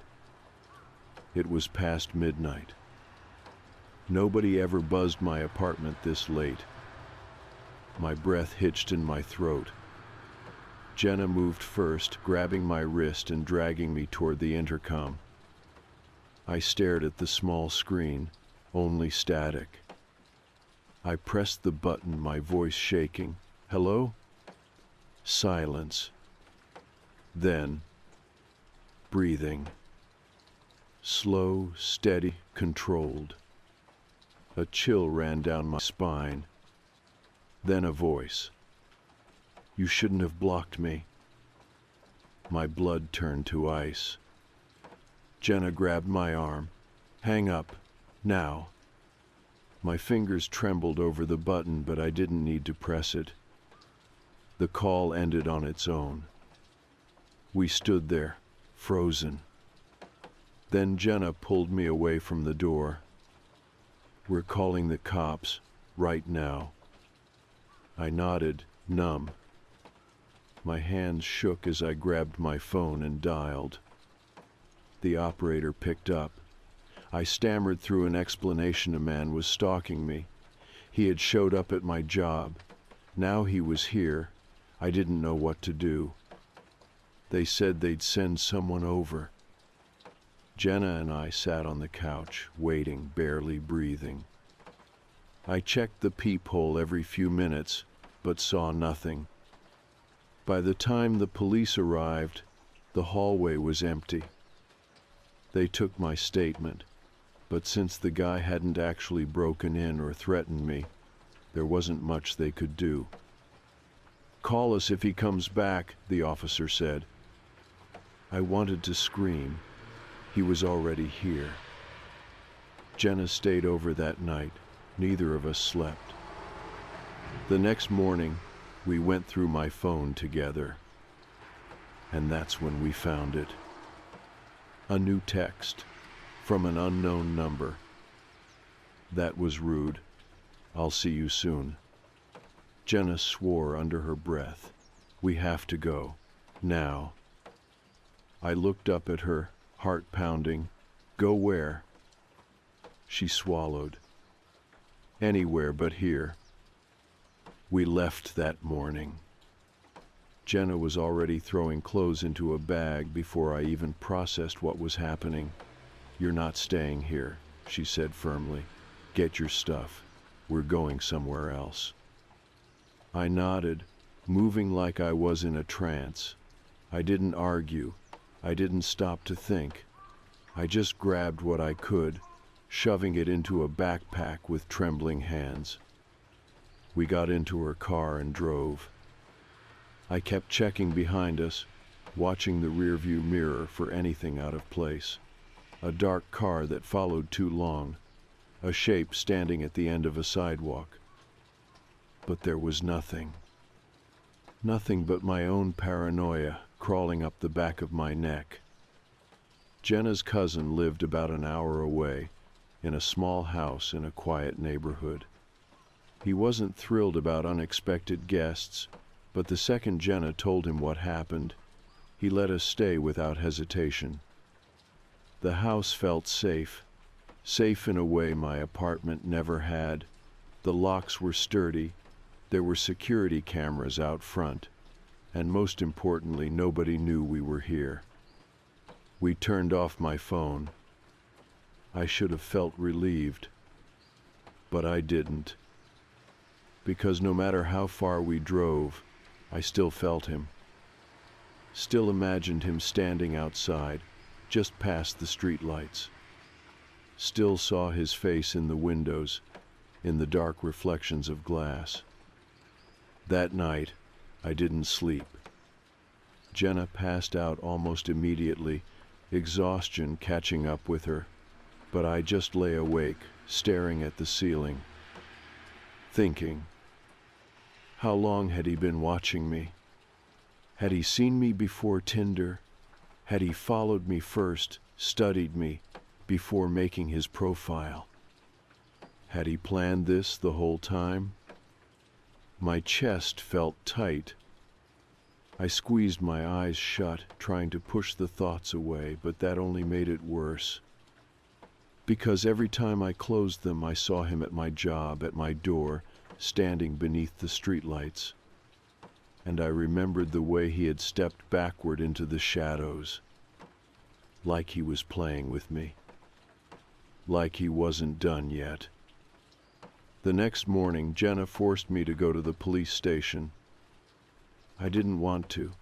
I felt stupid, like they'd just brush me off again, but Jenna wasn't having it. We're reporting this. In person, she said. They can't ignore you if you're standing right there. So we went. I sat in a cramped office and told them everything, every detail, every message, every time he showed up where he shouldn't be. The officer listened, took notes, asked questions, but at the end of it he just sighed. I get why you're scared, he said, rubbing his temple. But the problem is, he hasn't committed a crime. You blocked him, right? You left the apartment. That's good. Just stay somewhere else for now. If he contacts you again, let us know. I felt sick. That was it. That was all they were going to do? I wanted to scream. Jenna must have seen the look on my face, because she put a hand on my arm, squeezing it tight.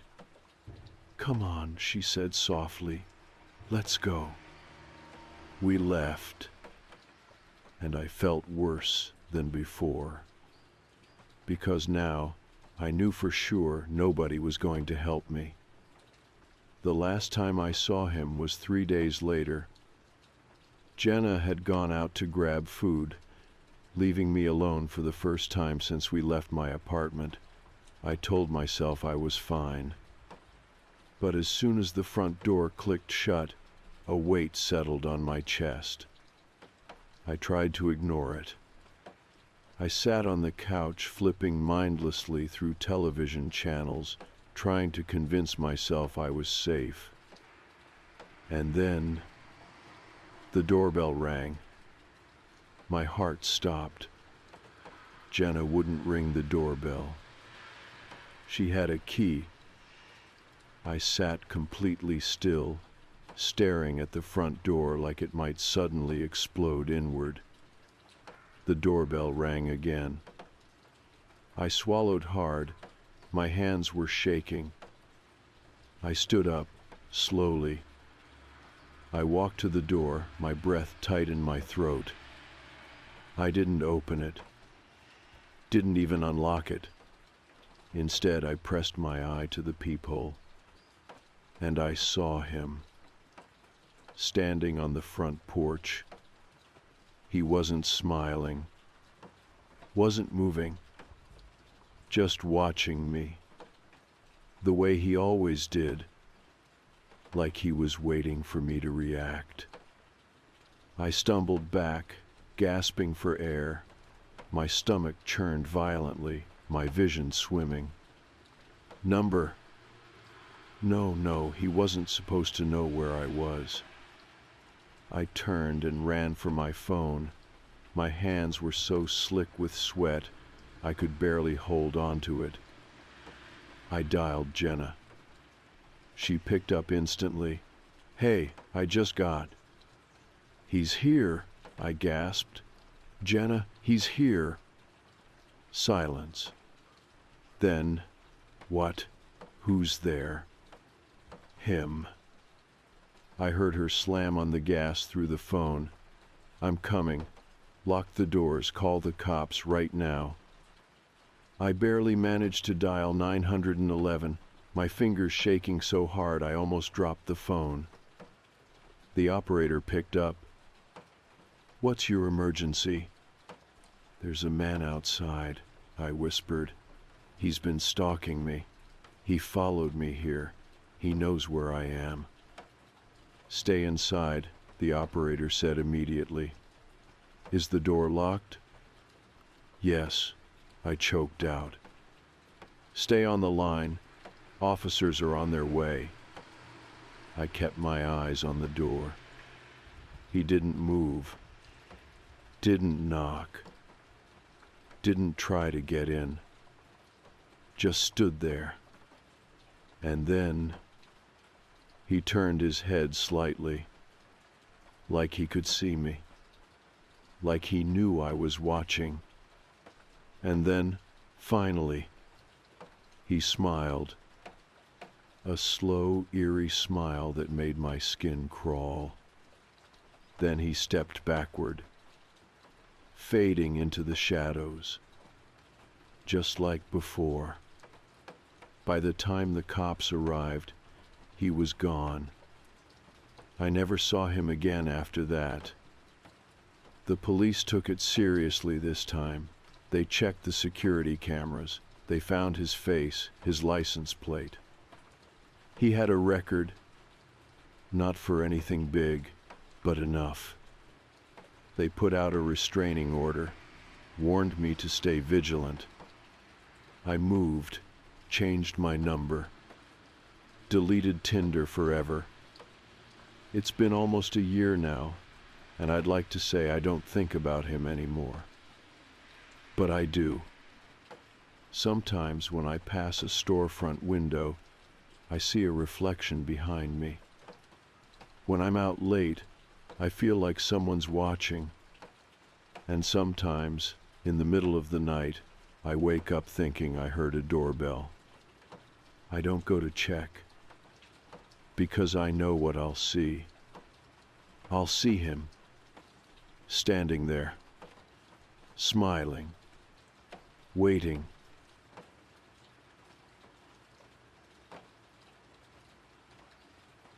I never used to be paranoid. I always rolled my eyes when my mom warned me about strangers on the internet, her voice laced with that tired parental concern. Don't talk to people you don't know, don't share personal details, and for God's sake, don't meet up with anyone. I'd heard it a million times, and I thought I was careful. My social media was private. I only accepted friend requests from people I knew, and my location settings were turned off. I was just another teenage girl posting stupid selfies, venting about school and sharing funny memes. Nothing that should have stood out, nothing that should have caught someone's attention. But I was wrong. The first message came late one night while I was scrolling through Instagram in bed. "You looked really pretty in that red sweater today." I frowned. My last post had been from last weekend, and I wasn't wearing red in any of my pictures. I checked the username, user 984,721. No profile picture, no posts. Just an empty account. I dismissed it as a troll and ignored it. The next day, another message. "I saw you walking home. You always take the long way, don't you?" A strange, hollow feeling settled in my chest. I did take the long way home sometimes, but only when I wanted to clear my head after school. I never told anyone that. It wasn't a route I took regularly, just something I did on impulse. I showed my best friend Rachel at lunch. "Probably some loser trying to mess with you," she said, popping a chip into her mouth. "Just block them." So I did. I wish I could say that was the end of it. That night I got a text from an unknown number. "Blocking me won't make me stop watching, Lily." My stomach flipped. The hair on the back of my neck stood up. I stared at the screen, my heartbeat thudding in my ears. I checked the number, no name, no caller ID, just a string of digits I didn't recognize. I took a deep breath and typed back, "Who is this?" The response was almost immediate. "A friend." I didn't reply. The next morning, I double-checked all my social media accounts. My Instagram was still private. My Snapchat location was turned off. There was no way a stranger could have been keeping track of me. But someone was. At school, I tried to act normal. I sat with Rachel at lunch, joked around with my friends, and forced myself to focus in class. But my eyes kept flicking toward the door, the windows, the people around me. I started noticing things I hadn't before. A dark blue sedan parked near the school entrance, the same one I thought I'd seen near my neighborhood. A man in the grocery store who seemed to be in every aisle I was. The feeling of someone standing too close behind me at the coffee shop. Maybe it was just paranoia. Maybe my brain was playing tricks on me. Or maybe it wasn't. That night, I got another text. "You should really lock your bedroom window." I dropped my phone. My stomach twisted violently. I had left my window unlocked. It was something I barely thought about. I lived in a quiet suburban neighborhood, the kind of place where people left their doors unlocked during the day. Hands shaking, I ran to my window. It was closed, but when I tried to slide the lock into place, I felt the smallest resistance, like it had been moved recently. I slammed it shut and locked it. Then I grabbed my phone and typed out a message. "Who the hell are you?" No response. I barely slept that night. Every creak in the house, every shadow from the street lights outside sent my heart racing. I kept checking my phone, waiting for another message, waiting for something. The next morning, my mom found me staring blankly at my cereal. "You okay, sweetheart?" I almost told her, almost, but I didn't want to worry her. She had enough on her plate with work and my little brother. And besides, what would I even say? "Hey, Mom, I think someone is watching me."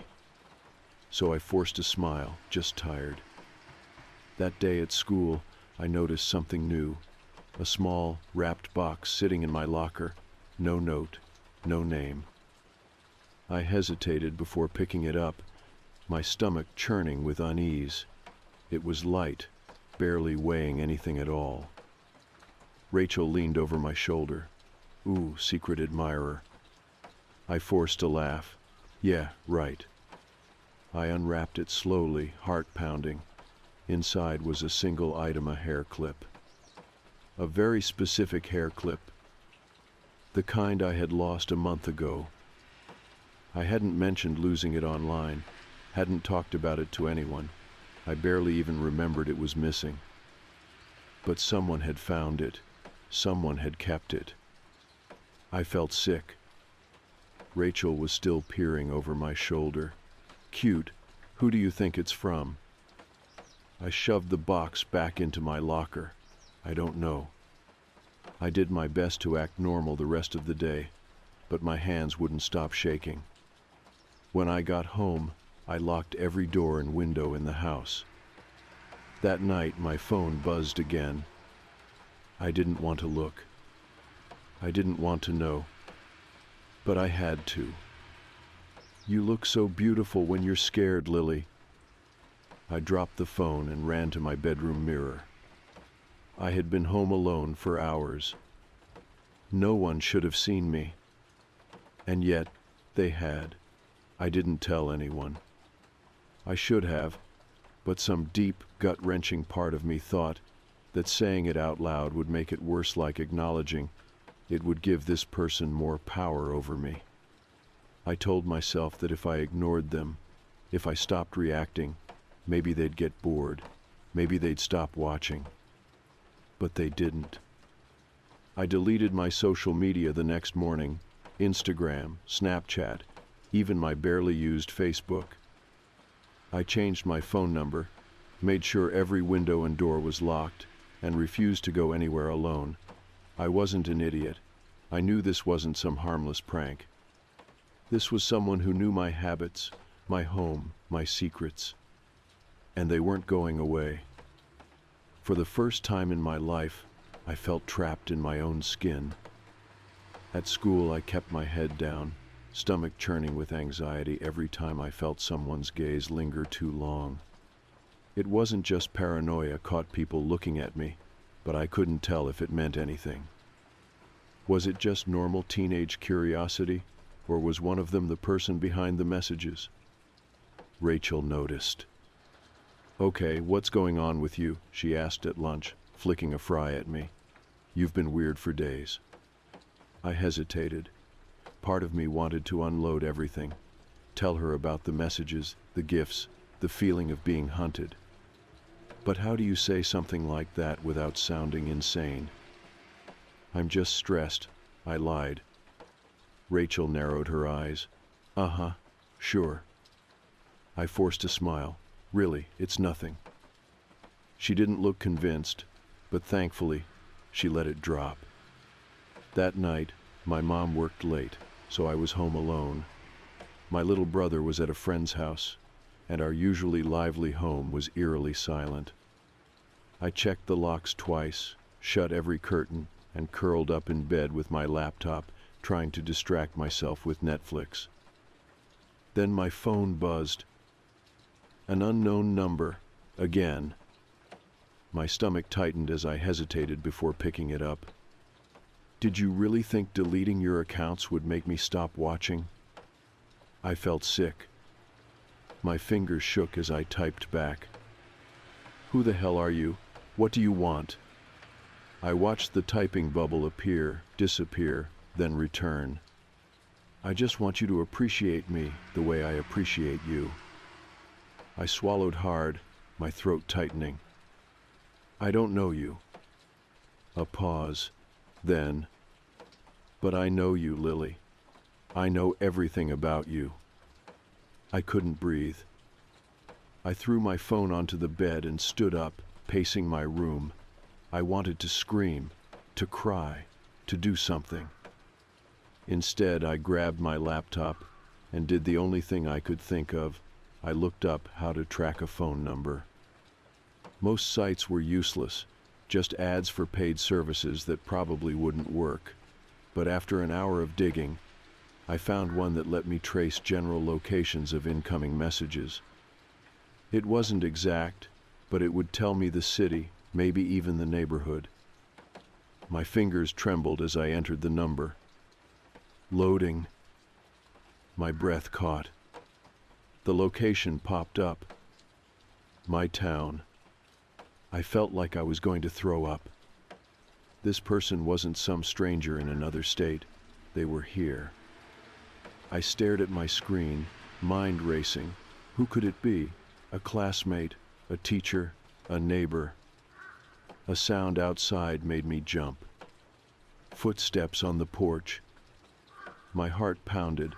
I grabbed my phone, creeping toward the window. A small wrapped box sat on the doorstep. I felt the blood drain from my face. I stared at it for a long time, my body frozen.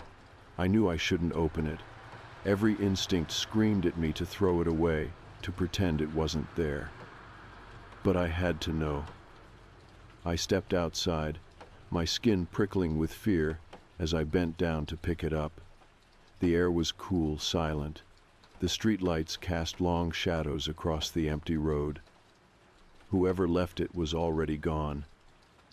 I unwrapped it slowly, hands shaking. Inside was a necklace I had lost 6 months ago. I gasped, my vision blurring. My mind reeled, trying to remember where I had last seen it. It had been at Rachel's house. I had taken it off in her room, left it on her dresser. We searched for it for weeks, tearing apart her bedroom, but it was just gone. Until now. I dropped the box, my pulse hammering in my ears. I backed inside, locked the door, and ran straight to my room, grabbing my phone. I needed proof. Whoever was doing this was getting bolder. They weren't just watching me anymore. They were inside my life. I took a deep breath and did something I should have done from the beginning. I set up a camera. It wasn't anything fancy, just an old webcam I hadn't used in years. I plugged it into my laptop, pointed it at the porch, and set it to record. If they left something again, I would catch them. I barely slept. Every sound made me jump. Every shadow felt like a threat. I clutched my phone under the covers, fighting the urge to text Rachel, to call my mom, to do something. But I was done feeling helpless. The next morning, I checked the footage. Nothing. No movement, no shadows, no figures creeping in the dark. I exhaled slowly, my body aching from exhaustion. Maybe, just maybe, they were done. Then my phone buzzed. I picked it up, dreading what I'd see. "You looked so cute checking the camera this morning." My vision blurred. My stomach clenched painfully. I hadn't checked the footage in the morning. I'd done it just now. They knew. They had seen me. And that meant... I turned slowly, my breath catching in my throat. The camera. It was pointed at the porch. The only way they could have known was if they were watching me from inside the house. I couldn't move. My skin was cold, my breath shallow, my pulse a distant, frantic drum in my ears. The realization hit me like a punch to the gut. They weren't just watching me. They were inside. I stood frozen in place, every muscle in my body locked in terror. My bedroom door was closed. My closet door was closed. My window was locked. And yet, I felt them. Watching. Waiting. I forced myself to move, slowly, silently, my heart hammering against my ribs. I reached for my phone with shaking hands and dialed 911. The call barely rang once before the line clicked. A voice spoke. Not the operator. Them. "You shouldn't have tried to catch me, Lily." I dropped the phone. My body moved before I could think. I grabbed the nearest object, a heavy bedside lamp, and turned, my back against the wall, scanning every darkened corner of my room. My closet, my desk, the space beneath my bed, they could be anywhere. I bolted. I threw open my door and ran down the hall, nearly tripping over my own feet. I needed to get out. I needed to get out now. My front door was just at the bottom of the stairs. If I could make it outside, I could scream, run to the neighbors, get someone to. A sound stopped me cold. The creak of a floorboard. It was soft, deliberate. It came from behind me. I didn't turn around. I couldn't. My body refused to move, every nerve screaming at me to keep running, to keep going. But my mind told me I had to see. Slowly, I turned my head. There, standing at the top of the stairs, was him. I expected a stranger, some nameless, faceless monster lurking in the shadows. But I was wrong. I knew him. My best friend's dad, Mr. Caldwell. He was wearing the same warm smile I had seen 1,000 times before, the same friendly, fatherly face that had watched me and Rachel since we were kids. But now, it was wrong. Twisted. There was something in his eyes I had never seen before, something hungry, something sick. "I didn't want it to be like this," he said softly, stepping forward. I backed down a step. "Stay away from me." "You weren't supposed to figure it out," he continued, ignoring me.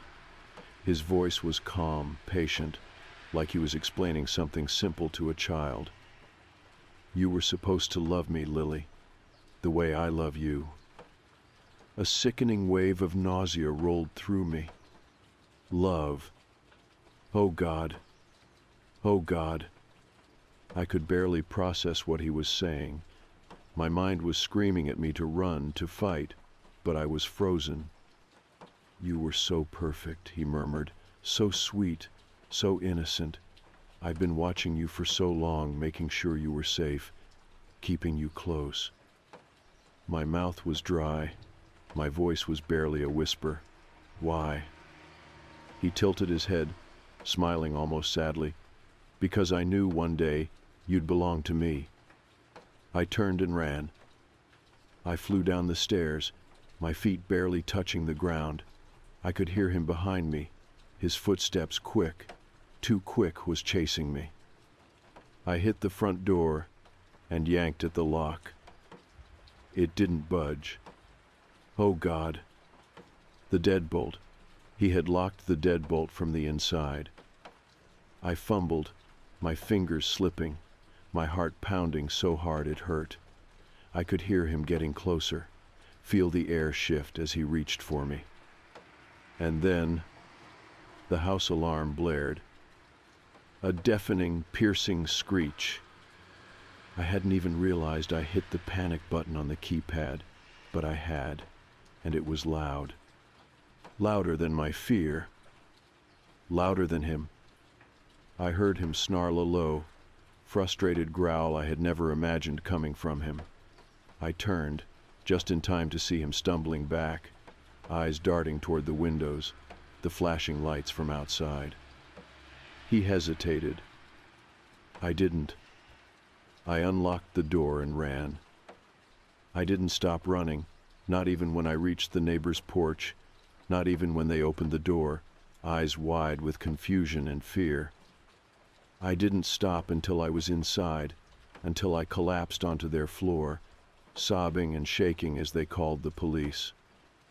They caught him that night. Mr. Caldwell was found hiding in my house, tucked away in the attic crawl space where he had been living for weeks. Watching me, listening, waiting. The police found his laptop, his phone, hundreds of photos of me, screenshots of my social media posts, my texts with Rachel. He had been reading everything. He had been inside our lives in ways I never imagined. Rachel. I broke down when I saw her. She hadn't known. Of course she hadn't. She sobbed when she found out, horrified, disgusted. Her father. Her father had been stalking me. Her father had been the monster in my walls. He had been taken away in cuffs, his face blank, emotionless, like he didn't understand why we were all so upset. The trial was quick, the evidence overwhelming. He was sentenced to 20 years for stalking, breaking and entering, and intent to harm. Rachel never spoke to him again. Neither did I. But sometimes I think about that night, about how wrong I was. I thought stalkers were faceless strangers in dark alleys, lurking in shadows, following from a distance. But they aren't. They can be the people closest to you, the ones who smile at you across the dinner table, the ones you trust. I don't post online anymore. I don't talk to strangers. And every single night, I check the locks. Twice.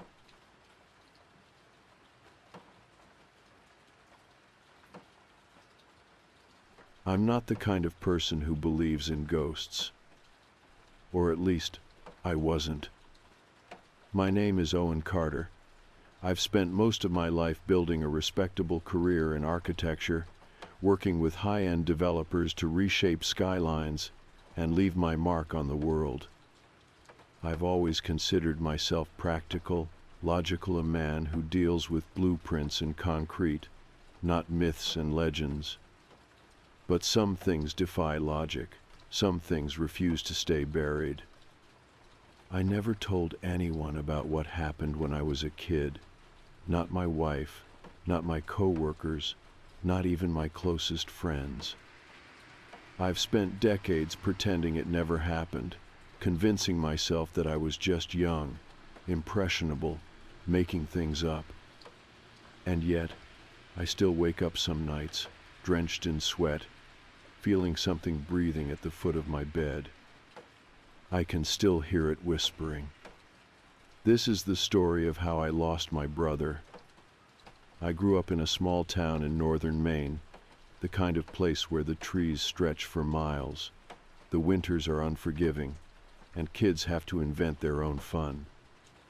There weren't shopping malls or big amusement parks, just dense forests and old abandoned houses that held the kind of mysteries children couldn't resist. It was the early 90s, before smartphones and constant supervision. My older brother, Caleb, was 12, and I was 10. Our younger sister, Emily, was 8. We were close, the kind of siblings who got into trouble together, dared each other to do stupid things, and spent our summers exploring every inch of our neighborhood. One summer, Caleb heard about a game from one of the older kids at school, something called the penny game. It's like a magic 8-ball, he explained, pulling a wrinkled piece of notebook paper from his backpack.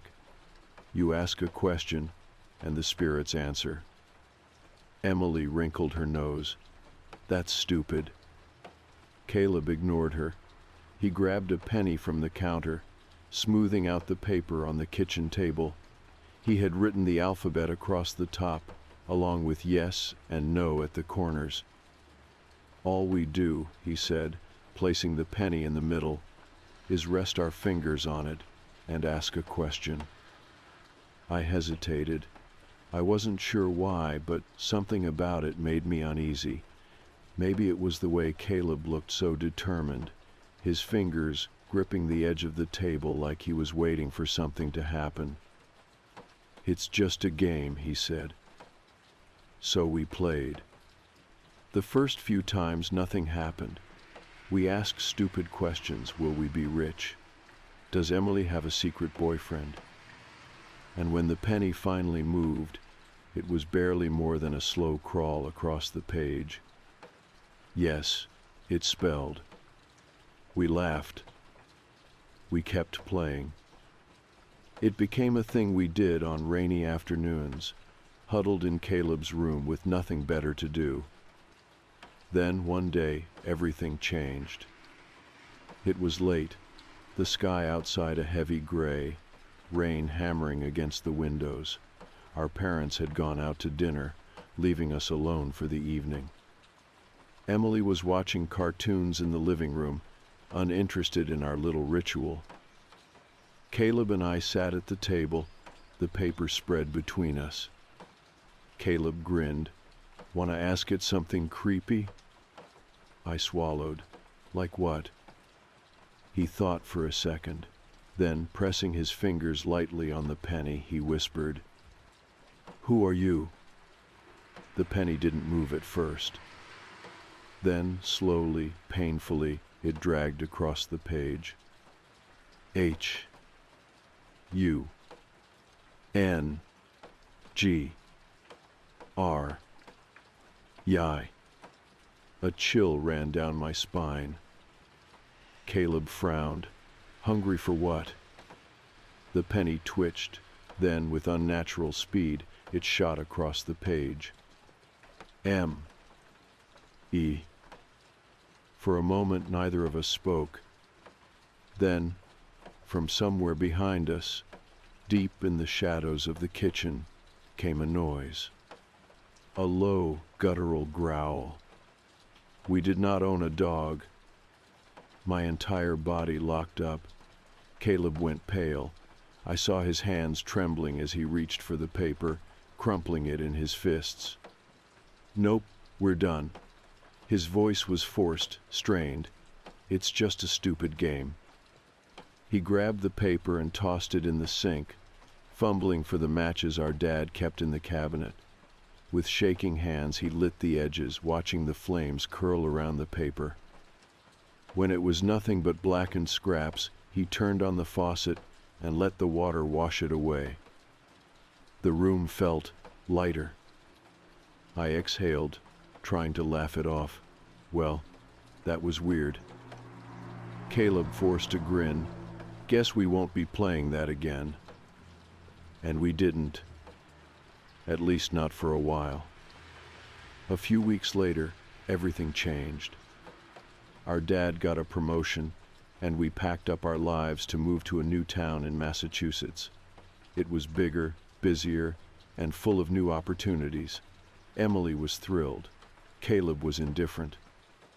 But I noticed something was different about him. He stopped sleeping. At night, I would hear him shifting in his bed, tossing, turning, whispering under his breath.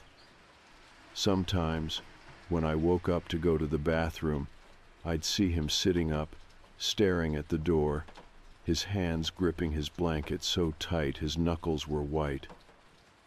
"What's wrong with you?" I asked one morning. He looked at me, and I finally saw it. The dark circles under his eyes, the sunken look in his face, the sheer exhaustion. "It comes to my room," he whispered. I frowned. "What does?" Caleb swallowed. "The thing we talked to." I felt my stomach drop. "You're just having nightmares," I said, trying to sound rational. Caleb shook his head. "Number, I can hear it breathing, Owen. It stands by my bed. I feel the mattress dip when it leans in. It keeps saying the same thing over and over." I hesitated. "What does it say?" His voice was barely above a breath. "Feed me." I felt cold all over. For the first time, I looked at my brother and saw real fear. I wanted to tell him it was all in his head, that it was just his imagination, but something about the way he said it, the way his voice trembled, it made my skin crawl. "What do you want to do?" I finally asked. Caleb took a slow breath. "We need to talk to it." I felt my pulse quicken. "Are you insane?" "Number, this time we do it right. We get rid of it for good." I didn't argue, because deep down, I was terrified he was right. That was on a Monday.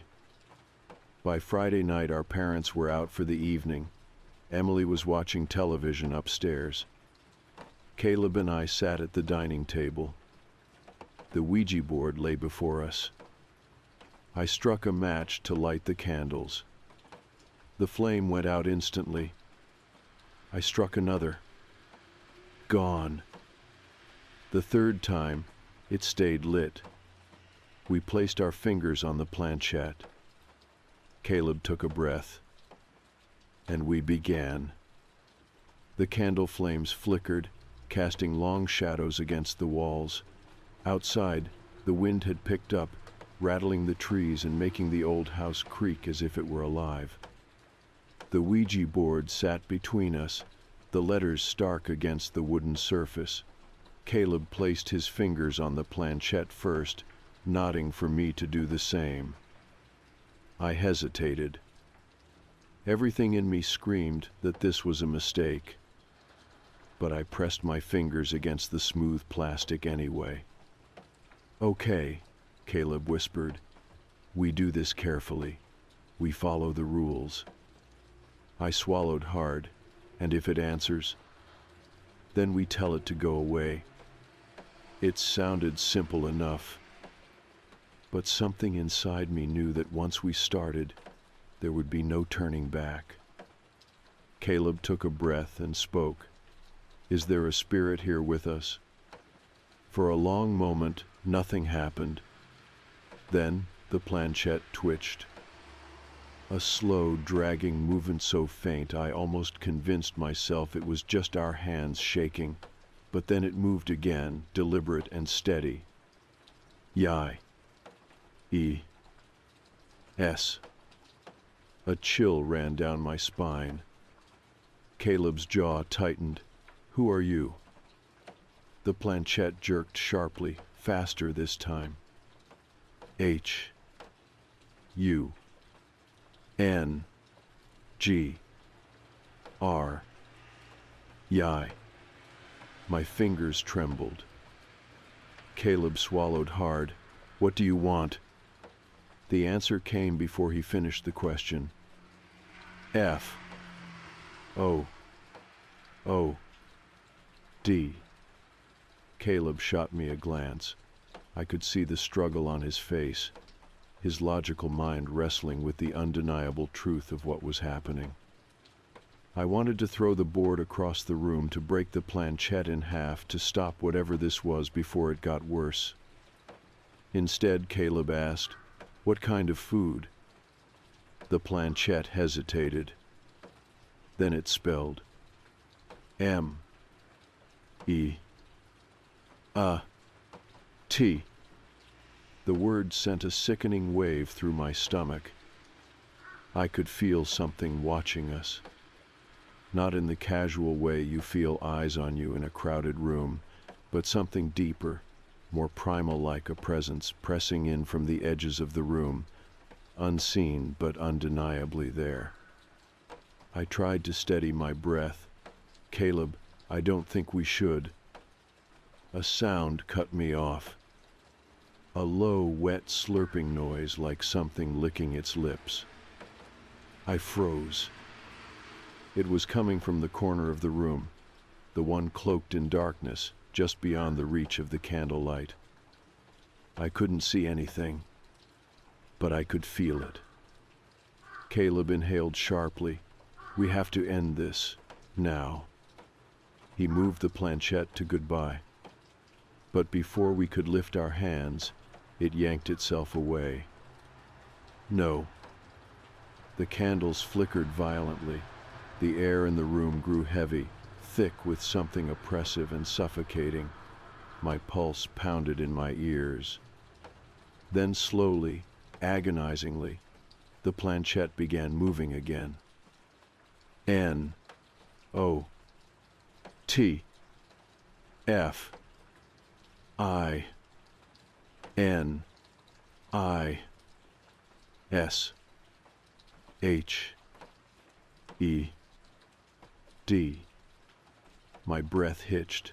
Caleb's face was pale. Too bad, he muttered. We're finishing this.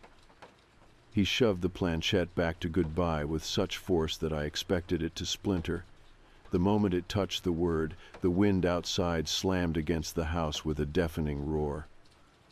The front door burst open. Every candle blew out at once, and the house was swallowed in darkness. For a moment, neither of us moved. The only sound was our breathing, ragged and shallow. Then a soft noise broke the silence. A drip, drip, drip. It was coming from the kitchen. Caleb grabbed my arm. Come on. I didn't want to move. Every instinct told me to stay right where I was. But Caleb was already standing, dragging me with him. The house was pitch black. The only light came from the moon filtering weakly through the windows. It cast everything in cold, silvery shadows, making the furniture look twisted and unfamiliar. We stepped into the kitchen and stopped. The sink was running. Not full blast, just a thin stream of water trickling down the drain. But that wasn't the part that made my stomach drop. The counter was covered in raw meat. Packages of ground beef, steak, chicken all torn open. The contents spilled across the surface like something had been searching for the perfect cut. Some pieces were missing chunks, ragged bites taken out of them. And in the center of the mess was the penny. the same one we had used for the penny game. It was standing on its edge, perfectly balanced. Caleb exhaled shakily. I didn't do this. I know. We stared at the scene for another moment before Caleb finally reached out and turned off the faucet. The sound of the water stopped, leaving only the deafening silence of the house. I swallowed hard. What do we do now? Caleb licked his lips. We follow the rules, we destroy the board. He grabbed it from the table and stormed toward the back door. I followed, heart pounding. The wind outside howled, bending the trees, shaking the house like it was trying to get in. Caleb grabbed the lighter from the shelf near the door and stepped onto the porch. I hesitated before joining him. We didn't say anything. We didn't need to. Caleb set the board on the ground, flicked the lighter, and held the flame to the wood. Nothing happened. The flame flickered uselessly, licking at the surface but refusing to catch. Caleb frowned and tried again. The same result. I felt the hairs on my arms stand up. Then the back door slammed shut behind us. We both spun around. Through the glass, I saw something inside the house. A shadow, tall, watching, grinning. Then a deep, rasping voice whispered from behind us.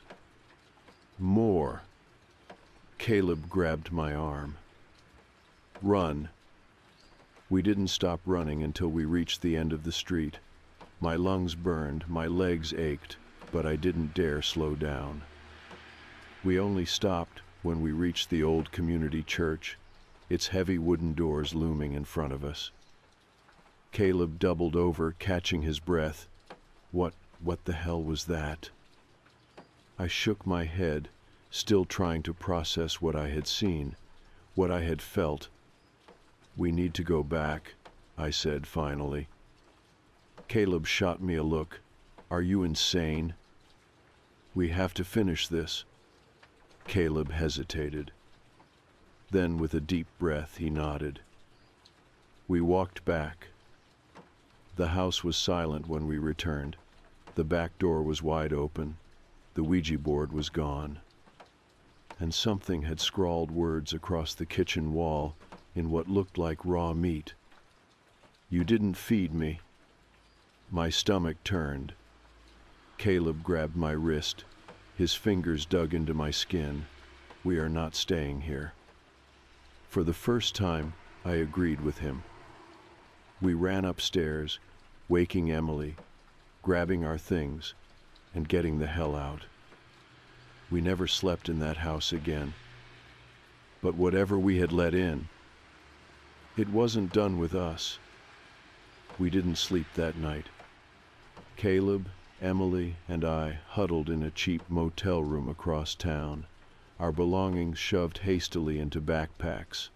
Our parents were still at their dinner, completely unaware that we had fled. Neither of us spoke about what had happened at the house. We just sat there, wide-eyed and silent, as if putting it into words would make it worse. But I already knew it was worse. I kept expecting something to follow us, something lurking in the corners of the room, something watching through the thin motel curtains. The presence I had felt in the house hadn't left my bones. It was still there, gnawing at my nerves, whispering in the back of my mind. More. More. More. Caleb sat stiffly on the edge of the bed, staring at his hands. His fingers trembled slightly, barely noticeable, but I saw it. We have to end this, I said finally. Caleb exhaled sharply, running a hand through his hair. And how do you suggest we do that, Owen? We tried to burn it, and it wouldn't even catch fire. We didn't close the game, I said. We didn't follow the rules. Caleb glanced up at me. He knew I was right. Emily shifted uncomfortably. I don't want to go back there. Neither did I. But I knew we didn't have a choice.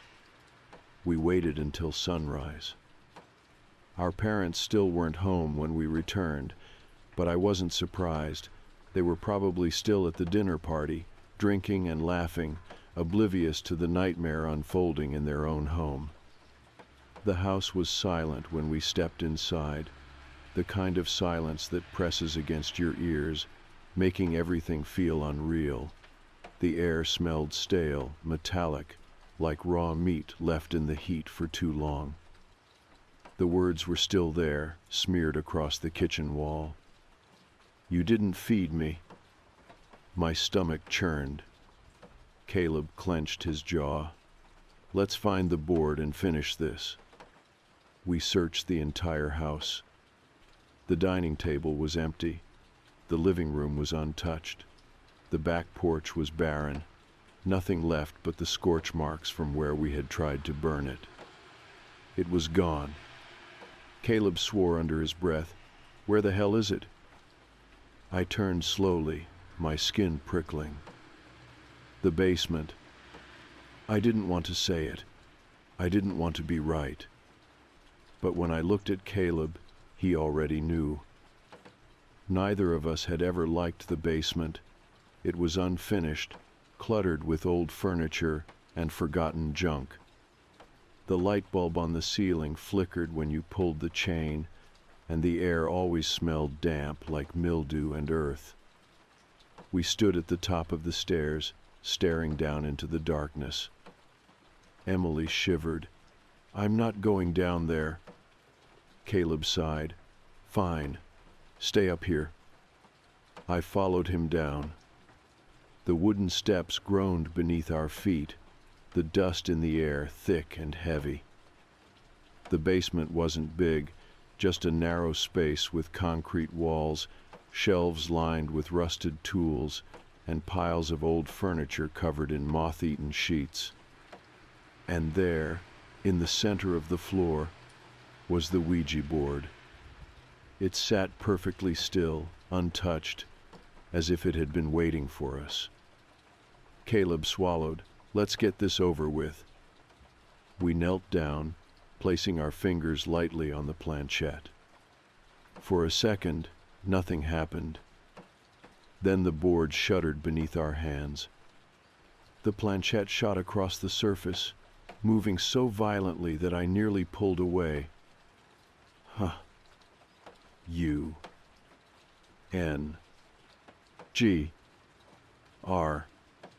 Yeah. I gritted my teeth. "We know." Caleb's voice was steady. "What do you want?" The planchette jerked. M-O-R-E.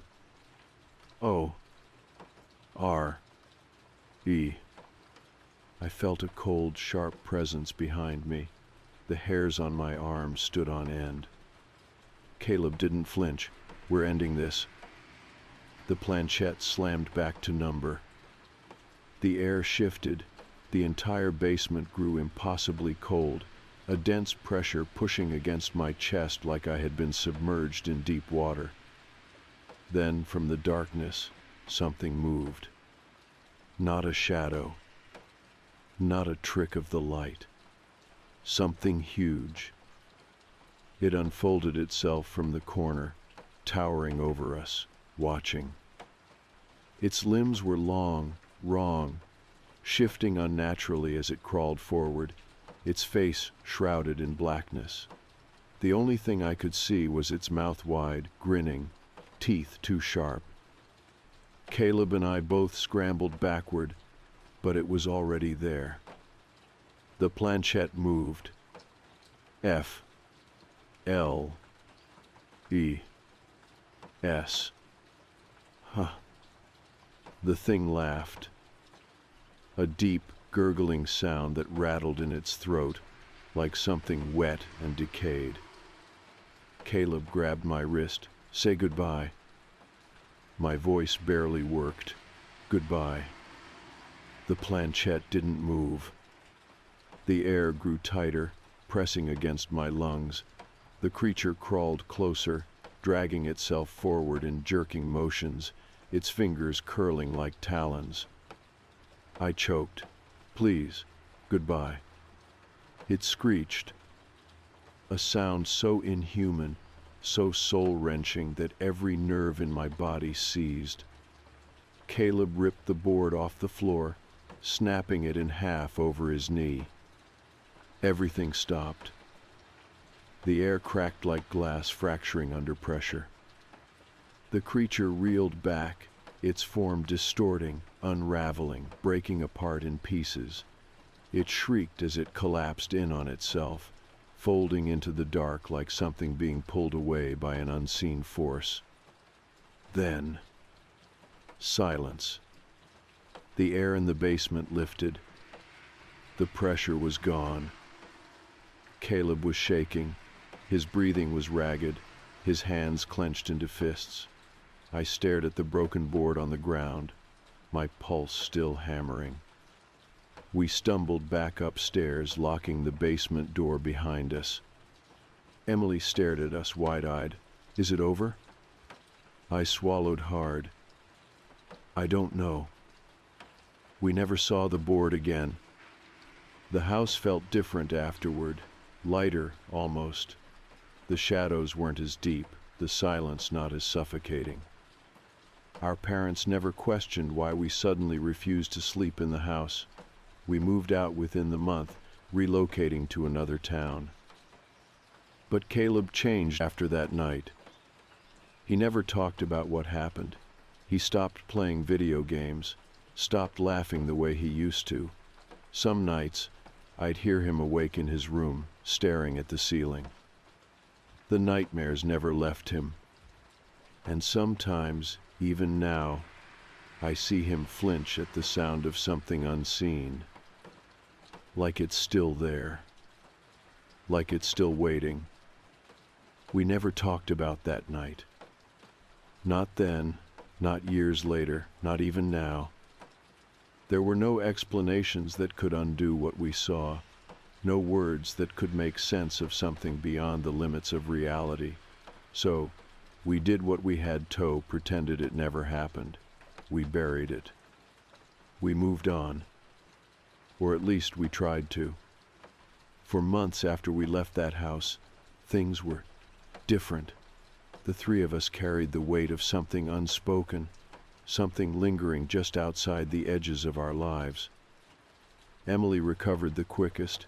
She was young enough to forget, or at least convince herself that it had been nothing but a bad dream.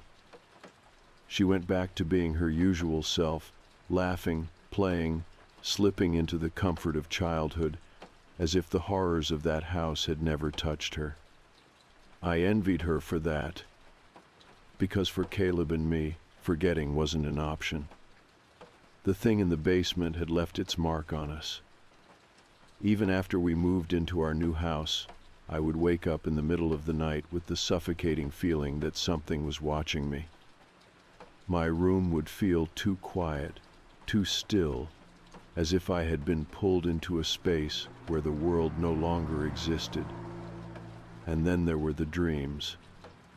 In them, I was always back in that basement. The air heavy, the darkness stretching endlessly. And in the farthest corner, something waiting. It never moved, never spoke, just watched. And though it never reached for me, I always woke up gasping, drenched in sweat, my heart hammering as if I had just barely escaped something I couldn't comprehend. But I got better. Slowly, the fear dulled, the memories faded, the dreams came less often. By the time I left for college, the past was just that, the past. Caleb, though. Caleb never got better. It wasn't just the nightmares with him. It was the way he changed. He used to be the fearless one, the loud one, the brother who was always daring me to push boundaries, to do something crazy, to take risks. But after that night, something in him shut down. He barely spoke, he barely slept, and he never let his room go completely dark. At first, I thought it was just the trauma catching up to him. But then, I started noticing other things. Strange, small things. Meat would go missing from the fridge, not full packages, but little pieces, just enough for someone to take without being noticed. I only realized it was happening when I caught Caleb sneaking raw steak into his room late one night. At first I thought he was just being weird, but then I remembered the words. "You didn't feed me." I wanted to believe it was just paranoia, that maybe he was just acting out, struggling to deal with whatever happened that night. But then I heard the whispers, late at night, coming from his room. They weren't loud, they weren't clear, but they were there. And sometimes, when I walked past his door, I swore I heard something breathing on the other side. When I finally confronted him, he just stared at me. "It's hungry," he said simply. His voice was empty, hollow. That was when I realized I had lost him. Not all at once. Not in a way that anyone else would notice. But piece by piece. And I didn't know how to get him back. The years passed. We grew up, went to college, moved to different cities, built our own lives. I went into architecture. Caleb bounced between jobs, never really settling anywhere. We didn't see each other often. Not because we didn't care, because it was easier not to. Because every time I saw him, I saw that night in his eyes. And every time I saw him, he looked worse. Paler, thinner, as if something was eating him from the inside out. It wasn't until last year that I finally realized the truth. Caleb disappeared 6 months ago. No calls, no messages. No sign of him at his last apartment. Nothing. At first I thought he had just gone off the grid. He had done it before, slipping away for weeks at a time, avoiding people, avoiding life. But this time was different. This time, there was no trace of him at all. And then, last week, a package arrived at my doorstep. No return address, no note. Just a single item inside. A Ouija board. It was old, warped, stained with something dark along the edges. I knew it wasn't the one we had used all those years ago. But the message scrawled across the back in faded, dried ink was enough to make my stomach drop. "Feed me." I felt a cold breath on the back of my neck. And for the first time in years, I heard it whisper again. More. That night, I didn't sleep. And for the first time in decades, I knew it was never about the game. It was about Caleb. It had chosen him. And now that he was gone, it was coming for me. I sit at my dining room table now, staring at the board. I know I shouldn't. I should burn it, bury it, run. But I can't. Because I know, deep down, this isn't over. I can feel it, watching, waiting. And if I don't finish what we started, if I don't end it this time, it won't stop. It will never stop. So, I reach for the planchette. I place my fingers on the board. And I whisper the words I swore I'd never say again. "Kokori-san, Kokori-san, are you there?" The candle flickers. The air grows cold. And the planchette moves. Slowly. Deliberately. Yai. E. S.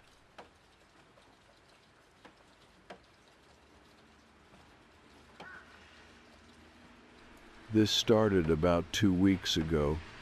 I didn't think much of it at first, just one of those weird moments you chalk up to being tired or having too much on your mind, but it stuck with me, and now it's getting harder to explain away. I work late shifts, 4 to midnight, sometimes later, depending on how slammed we get.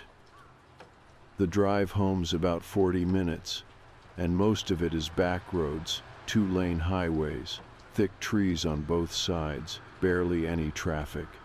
It's quiet, too quiet sometimes. There's this bridge on the way home, real old, narrow. It crosses over the Stillwater River. Locals call it Miller's Bridge, though I've never figured out why. Nothing historical about it as far as I know. No plaque, no signs, just a plain steel and concrete structure barely wide enough for 2 cars to pass at the same time. I've been driving that route for almost 3 years now, and I've never had any issues, until that night. It was a Tuesday, quiet shift. I left around 12:30, maybe closer to 1. I remember because I looked at the dashboard clock right before I turned onto the road leading to the bridge. The radio was off, just the hum of the engine and the occasional bump from uneven pavement. As I approached the bridge, I noticed something in the distance. A figure, standing dead center in the middle of the bridge. At first, I thought it was a person, someone walking home maybe. There's a bar a few miles back. Maybe they were too drunk to drive and tried to hoof it across. I slowed down, flicked on my high beams. They didn't react, just stood there, facing away from me. The weird thing was, even with the lights on them, I couldn't make out any details, no coat color, no outline of a backpack. Just this dark shape, upright, still, almost like a cutout placed in the road. I tapped my horn, quick, not aggressive. Nothing. Didn't flinch, didn't look. By now I'd come to a near stop, maybe 20 feet from them. And that's when the air shifted. I don't know how else to describe it. The air just felt wrong, heavier, like when a storm's about to hit and everything goes still, but the sky was clear, no wind, no reason for it. I inched forward slowly. My tires rolled onto the metal grating of the bridge. The figure still didn't move. And then, as I passed it maybe 5 feet away, it turned its head. Not fast, just smoothly. One motion. I caught a glimpse. No face. Or maybe it had one, but it was too dark to see. Not like shadows from bad lighting, like actual darkness, like looking at something behind frosted glass. I didn't stop to investigate. I hit the gas, drove straight home with my heart beating somewhere in my throat. By the time I got to my place, I had talked myself out of it, told myself it was someone playing a prank. A mannequin maybe, some messed up art project. I was tired. Maybe I saw it wrong. That worked for a night. The next time I worked, it was Thursday. Same shift, same route. And I'll be honest, I didn't think about it much until I turned onto the stretch of road leading to the bridge. Then my chest tightened. I slowed down before I even saw anything. But there it was, Same spot, same figure, still facing away. I didn't stop this time. I drove past without slowing, eyes locked straight ahead, hands tight on the wheel. And again, as I passed, it turned its head. I didn't look directly at it, just caught it in the corner of my eye. But I knew it was watching me. That night I didn't sleep. Every time I closed my eyes, I saw that dark shape, standing in the middle of the road like it belonged there. I started changing my route after that. There's a longer way home, about 10 extra minutes, but it goes around the river completely. No bridge, no one in the road, just more turns and a little more gas. It worked for a while. 3 nights passed, no figure, no weird feelings. I started thinking maybe it had been real people after all. Just some kids messing around. Maybe even a coincidence 2 nights in a row. Wrong place, wrong time. Then came the 4th night. I took the long way home, got in around 1:30 in the morning, parked in my usual spot, lights off, house quiet. And then I saw it, at the end of my driveway, standing in the shadows between the 2 street lamps. Same height, same shape. Still, watching. I didn't move, didn't get out of the car for almost 20 minutes. Just sat there, gripping the steering wheel, trying to slow my breathing, trying to convince myself it was something else. A mailbox, a trash bin, a neighbor out for a smoke. But it wasn't. Because after a while, it stepped back. 1 step, then another, then disappeared behind the hedges. I jumped out of the car, slammed the door, ran inside, locked everything, checked the backyard, every window, every door. Nothing. I didn't see it again that night, but I couldn't shake the feeling that it had followed me, that maybe it hadn't been waiting at the bridge after all. Maybe it had been tracking me, like it had been letting me see it on purpose. I told a friend about it the next day, left out some of the weirder details, tried to keep it light, said I thought someone was messing with me, showing up on the road late at night. He laughed it off. Probably a bored teenager, he said, or a weirdo. Just carry pepper spray. But this wasn't that. This felt different. It didn't feel like a person. Not anymore. I started sleeping with the lights on. I started checking the driveway every night before bed. And every now and then, even when I don't see anything out there, I get this feeling like something's just out of view. Watching. Waiting. I started noticing other things. Not big, dramatic moments. Just little stuff. Stuff that probably wouldn't mean much to anyone else, but once it starts piling up, you stop being able to ignore it. For example, my motion light in the driveway, it started going off randomly. Never used to.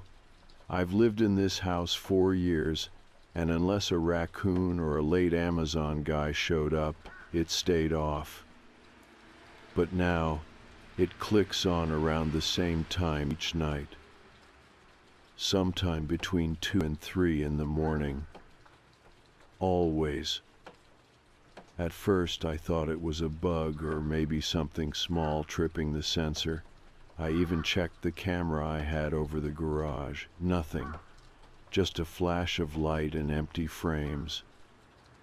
The image would fuzz for a second, almost like interference, then come back normal. One night I set an alarm for 2:15 just to watch it happen.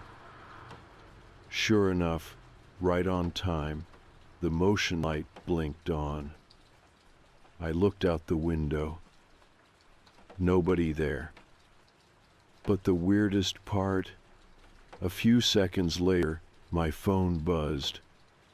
One new voicemail, no call, just the message. I didn't recognize the number. It was listed as unknown. I stood in the dark kitchen, phone in hand, heart already pounding, and hit play. There was nothing at first, just static. Then something faint, a sound like wind, and under that, something I can only describe as breathing. It wasn't loud, it wasn't clear, but it was there.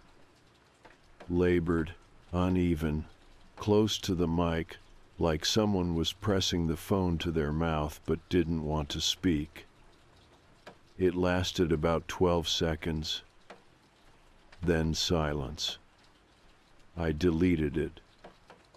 Not because I wanted to forget it, but because I didn't want to hear it again. Once was enough. After that, I started parking inside the garage again. I hadn't done that in months, but the idea of leaving my car out in the open just felt wrong, exposed. Like I was inviting something closer. I started keeping the blinds closed, locked the back gate, put a piece of wood in the sliding door track just in case. I didn't tell anyone else. Not really. A couple of coworkers joked that I looked tired, but I just blamed the night shift. Didn't want to explain that I was scared of my own driveway. But then it started happening when I wasn't even home. I had a friend over for a football game one Saturday. His name's Colin, known him since college. Solid guy, never been the superstitious type. We were sitting in the living room with the windows open, having beers and half paying attention to the screen. Just a normal evening. Then Colin got quiet. I didn't notice at first, but after a few seconds he was just staring at the side window. I followed his gaze. Nothing was there, just the fence, the bushes, the edge of the yard. "You all right?" I asked. He blinked and shook his head, thought I saw someone out there. I paused, like, in the yard. "Yeah, maybe." He leaned forward, squinting, not moving, just standing behind the bushes. "But I don't see them now." I stood up and walked to the window, opened it wider. Nothing. I wanted to tell him what I'd been seeing, but I didn't. Instead, I said, "Probably a trick of the light." But I could tell he didn't buy it. Not fully. The rest of the night, he kept glancing out the window. He left early. Said he had a headache. I walked him out to his car, stood in the driveway until he pulled away, just in case. When I turned to go back inside, I noticed something near the garage. A mark in the dirt. At first, I thought it was from a shoe, but when I knelt down with a flashlight, I realized it wasn't a footprint. It looked more like a drag mark. Like someone had scraped their heel slowly across the ground, almost deliberately. There were 4 lines, parallel, too wide to be from a dog or a raccoon. I didn't touch it. I didn't even take a photo. I just stood there until the light on my phone timed out and the dark folded back in. I started sleeping in the living room after that. Something about being upstairs made me feel too far from the door. I needed to be closer to hear if someone came in. I'd doze off on the couch with the television on low, volume just high enough to drown out the night. It didn't help. The dreams started around then. Always the same. I'm driving. It's late. The road is empty. I reach the bridge, and there he is, standing in the middle. But in the dream, I don't stop. I drive straight through him. And the sound it makes, that crunch, that wet thud, it sticks in my chest like a splinter every time. The worst part? He turns and looks at me after I pass. Even in the dream. He always looks. Last night was the worst so far. I'd been dozing on the couch again, some infomercial buzzing quietly on the television. I remember checking the time, 2:08. Then the motion light snapped on. I sat up. Didn't move right away. Then, slowly, I got up, walked to the window, pulled the curtain back, and there he was, standing in the yard, not at the end of the driveway, not on the bridge, in the yard, just standing there, maybe 10 feet from the back door, closer than ever. I couldn't see his face, but I could feel him watching me. I stood there, frozen, heart racing, every nerve in my body screaming to do something, call someone, take a picture, yell. But I didn't. I just stood there. Then he took one step forward. That was it. One slow step. I backed away from the window, locked the door, and sat on the floor behind the couch for the rest of the night. Didn't sleep. Didn't move. Just waited. By morning, he was gone. No marks in the yard. No blurry image on the camera. Just sunlight coming in through the blinds like none of it ever happened. But I know he was there. I felt it in my bones. And now I don't think he's just following me. I think he's trying to get in. I spent most of the day pretending it hadn't happened. I went through the motions, made breakfast, answered work emails, took the trash out like nothing was wrong, but every time I passed a window, I felt it again. That tight, crawling sensation at the base of my neck, like something was just outside of view, waiting, watching. It was the same feeling I had on the bridge, and I was starting to think maybe it had never left me. Around midday, I got a call from my mom. I almost didn't answer, but I needed something normal to hold on to. She wanted to catch up, asked if I'd thought about visiting soon. I told her work had been crazy, but yeah, I'd think about it. I must have sounded off, though, because she asked me twice if I was okay. I said I was fine. She didn't push, she never does. When I hung up, I sat in the kitchen for a while, staring at the door to the backyard. The lock was still in place. I'd even jammed a chair under the knob, like that would actually help if someone or something wanted to come in. I thought about calling the police, but what would I even say? There's a shadow man in my yard every night, and he might not be human. They'd laugh me off the line. Instead, I went back to the bridge. Not at night, broad daylight, middle of the afternoon.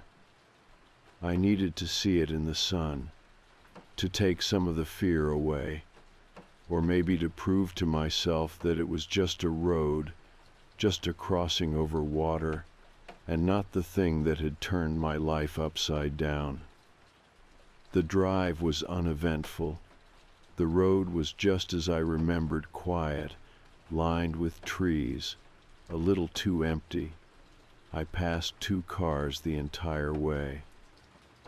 When I got to the bridge, I pulled off to the side and parked just before the grating, got out, stood at the edge. Nothing unusual. Just a narrow old bridge with rust on the rails and weeds growing through the cracks at the shoulder. The water below was muddy and slow, barely moving. I walked across it. Halfway through, I stopped and looked around. No strange figures, no cold wind, no voice in my ear. Just birds chirping and the creak of the metal under my feet. Still, my skin crawled the entire time. I made it across, turned around, and walked back to the car. As I reached for the door handle, something caught my eye. A small sticker, maybe 2 inches wide, had been stuck to the rear windshield. I leaned in to look. It was that same symbol, the broken eye. No words, just that, as if someone wanted me to know that they knew I'd come. I didn't touch it. I didn't even get in the car right away. I just stood there, staring at the glass, heart pounding, palms sweating. Someone had been here, and not long ago. I checked my phone. No new messages, no unknown calls, but I felt watched, like I wasn't alone on that road. When I finally drove home, I kept checking the rearview mirror. I expected to see him there, sitting in the back seat, or maybe walking along the side of the road. But I didn't. Not that day. That night, I tried to sleep in my bed again, closed the blinds, locked every window, double-checked the garage. I even shoved a heavy chair in front of the bedroom door like I was trying to barricade myself in. It didn't help. Sometime around 2:20, I woke up suddenly. Not from a noise, from a feeling. That same stillness, that heavy silence that settles over everything like a blanket. I got up slowly, grabbed the flashlight I'd started keeping on my nightstand, and crept to the window. I peeked out, expecting the yard to be empty. But it wasn't. He was there. Closer than before. Right at the edge of the porch this time, a few feet from the door. Standing still, that same dark shape, blurred around the edges like heat rising off asphalt. Only now I could see something else. He was holding something. I squinted. It was a bag. Black, worn, like a duffel or a tool bag, heavy enough to sag in the middle. My stomach turned. He didn't move, didn't lift it, just held it at his side, like it belonged to him, like it was part of him. I backed away from the window. Didn't check again. Didn't want to know what was inside. I spent the rest of the night sitting on the floor with my back against the wall, staring at the door, flashlight in one hand, a dull kitchen knife in the other. I don't know what I thought I'd do if he came in. Probably nothing, probably freeze like I always do. But he didn't come in. He just stood there. Until morning. By the time the sun came up and I finally opened the door, he was gone. But the grass was flattened in a perfect circle where he'd been standing. Like the earth had given way under his weight.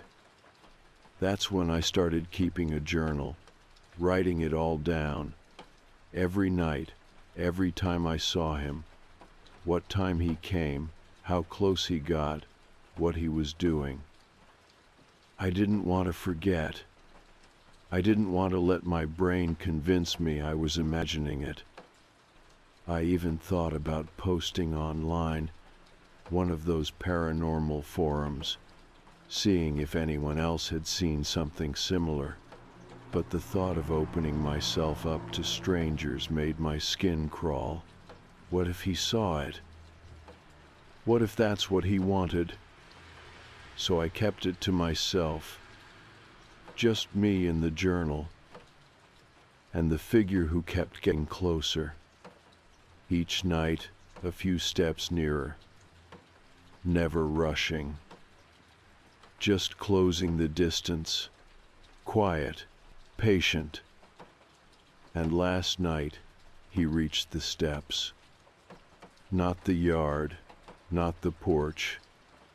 The steps. 3 feet from the door.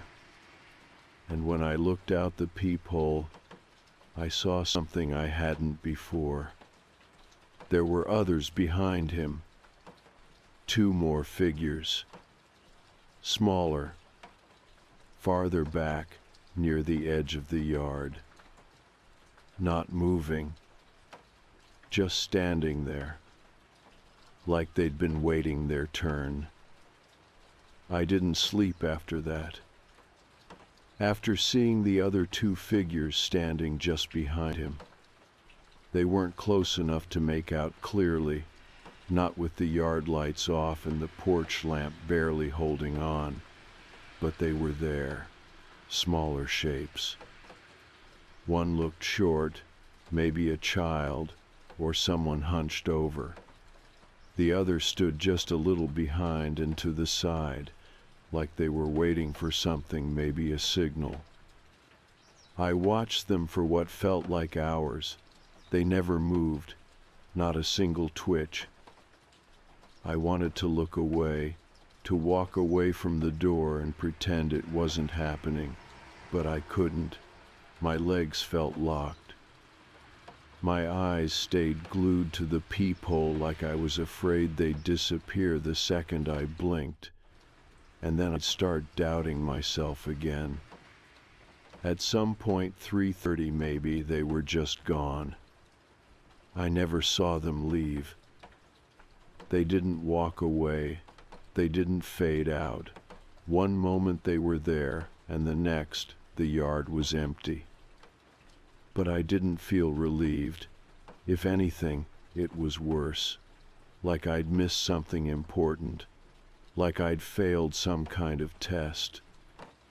I sat down with the journal again, wrote it all out in the same shaky handwriting I'd started getting used to seeing from myself.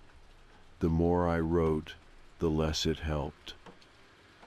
It was supposed to ground me, make it real, logical. But now the pages just looked like the ramblings of someone falling apart. Later that morning, I finally did what I'd been putting off. I called someone. Not the cops, not another friend. I called my old therapist. We hadn't spoken in over a year, not since I stopped going to sessions, but his number was still in my contacts. I didn't even expect him to answer. But he did. His voice was calm, like always, I didn't tell him everything, just said I'd been having trouble sleeping, that I felt like I was being watched, that something outside my house was keeping me up at night, and I didn't know if it was real. He asked the usual questions. Have you been drinking? Number. Any history of sleep paralysis? Number. Have you seen anything like this before? That one got me. I didn't know how to answer, because the truth was, I had, 2 weeks ago, on that bridge. I told him I thought it started with something I saw on my drive home. A person standing on the road at night. No face. Just standing there. And now, I couldn't stop seeing him. He didn't laugh, didn't sound surprised. He just asked, "Do you think you were meant to see him?" That question stuck with me. Not did you see him or was he real, just were you meant to? I didn't know what to say. We talked a little longer. He gave me a few breathing exercises, told me I should come in if things got worse, that maybe this was stress, that sometimes the mind manifests fear in ways we don't fully understand. I said I'd think about it. Then I hung up and stared out the window again, waiting for the motion light to flicker. It didn't, not that night. Instead, something worse happened. Around 2:30 in the morning, I got up to use the bathroom. I passed the hallway window without thinking, pulled the curtain back out of habit just to check. And there he was. Not in the yard this time, but standing across the street. Not directly in front of the house, off to the side, near the tree line. Closer to the neighbors. Watching. I stayed perfectly still, holding the curtain with one hand, heart hammering. He hadn't moved, no bag this time, just standing. But now I was starting to notice details I hadn't before. He wasn't blurry anymore. I mean, not completely clear, but sharper, like my brain was finally allowing itself to look. He was tall, thin. His clothes weren't anything I could describe in detail. Dark pants, dark shirt, no logos, no color. Just a silhouette in real fabric. But the thing that stopped me cold was his head. Not his face. His head. It was tilted, slightly, just enough to look wrong. Like he didn't quite understand how people were supposed to hold themselves. Like someone pretending to be human, but not doing a very good job. And behind him, the two others. Standing a few feet apart now, still not moving. I let the curtain fall. I backed away from the window, and I sat down in the hallway, breathing through my nose, counting backward from 100 like the therapist used to tell me when I had anxiety attacks years ago. It didn't help. Around 4 in the morning, I got back up and checked the window again. Nothing there. No footprints. No sign anyone had ever been there. But the neighbor's trash bins were tipped over. Just his, not mine, not anyone else's. And I swear I saw something on his driveway. A chalk mark, maybe. Looked like that broken eye symbol again. By sunrise, I was looking up hotels. I packed a bag, just enough for a few nights. Toothbrush, clothes, charger, notebook. I left the house before noon and checked into a place near the highway. Big chain hotel, bright lobby, people coming and going at all hours. It felt safer somehow, being around strangers who didn't know what I was running from. I slept that night. For the first time in a while, not well, but without waking up every 10 minutes, which felt like a win. I stayed at the hotel for 2 nights. Nothing strange happened. No phone calls, no messages, no sightings. I almost convinced myself it was over. That maybe I had imagined it all somehow. That stress had played tricks on me. That maybe something about the bridge or the late nights or being alone too much had messed with my head. I went home on the 3rd day. House was quiet, everything where I left it. No symbols, no footprints, nothing. I slept in my own bed that night, and when I woke up, there was mud on the bedroom floor. Just one footprint, right next to the window. The footprint was barefoot. I stood over it, still half asleep, not moving. It was shaped perfectly, toes and all, pressed into a faint smear of mud, just a foot from the window. My bedroom carpet is light gray. I knew the mark wouldn't clean easily, but I didn't care about that. All I could think was, how did it get there? The window was locked, still shut. The blinds had been closed when I went to sleep. I checked them twice before getting into bed. But someone had been in the room with me. That thought did something to my chest I can't explain. It wasn't panic. It wasn't even fear. It was worse. It was that sick drop in your gut when you realize something already happened and you missed it. I checked the entire house, every lock, every window. I pulled the shower curtain back like I was in a bad movie. Nothing. No more footprints. No signs of forced entry.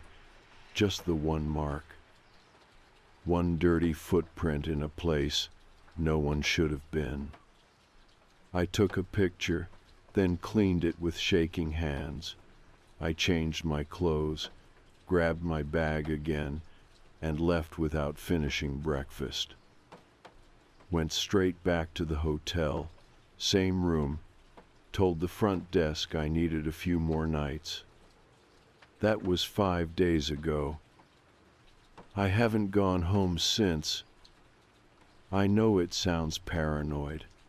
I know most people would say I should call someone. But what do I even report?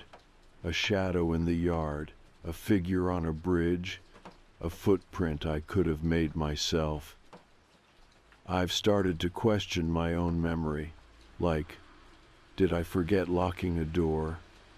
Did I maybe bring something in on my shoes and just imagine the rest? Maybe stress really is enough to unravel your sense of reality. But then other things started happening. At the hotel, the first thing I noticed was the scratching. I was lying in bed around 1 in the morning, watching television with the volume low. I started hearing this faint noise, not loud, not even close, just soft, like nails brushing against drywall, coming from the wall behind the headboard. At first I thought it was the room next door, maybe someone moving furniture or tapping something, but it kept going. Same rhythm, same spot, not random, just steady, like someone trying not to be heard. I turned off the television, held my breath. It stopped. Then 2 minutes later, It started again. I left the room. Slept in the car that night. The next day I asked to switch rooms. Didn't say why. Just told them I wanted something on the other end of the building. They didn't ask questions. Gave me a new key card and moved my stuff while I waited in the lobby. New room felt better, brighter, less pressure in the air. The kind of place you could forget things in, even if only for a few hours. That night, nothing happened. No noises, no movement. I slept. The night after that, I got a knock at the door. Not loud, just 2 short knocks. I checked the time, 2:20 in the morning. I didn't answer, just froze, sitting on the edge of the bed with the remote in my hand. Knock, knock. Again, softer this time. I crept to the door and looked through the peephole. Nothing. No one in the hallway. But there was something on the floor. A piece of paper. I opened the door slowly, heart thudding in my throat. The hallway was silent. I grabbed the paper and shut the door fast. It was a torn page from my journal. The same one I had left back at my house. Same handwriting, same ink. Only now, words had been crossed out, rewritten. Where I had written, he was standing in the yard again. It now read, he is closer now. He is inside. The line looked fresh, still drying. I packed my things within minutes. Didn't check out, didn't care. Just got in the car and drove.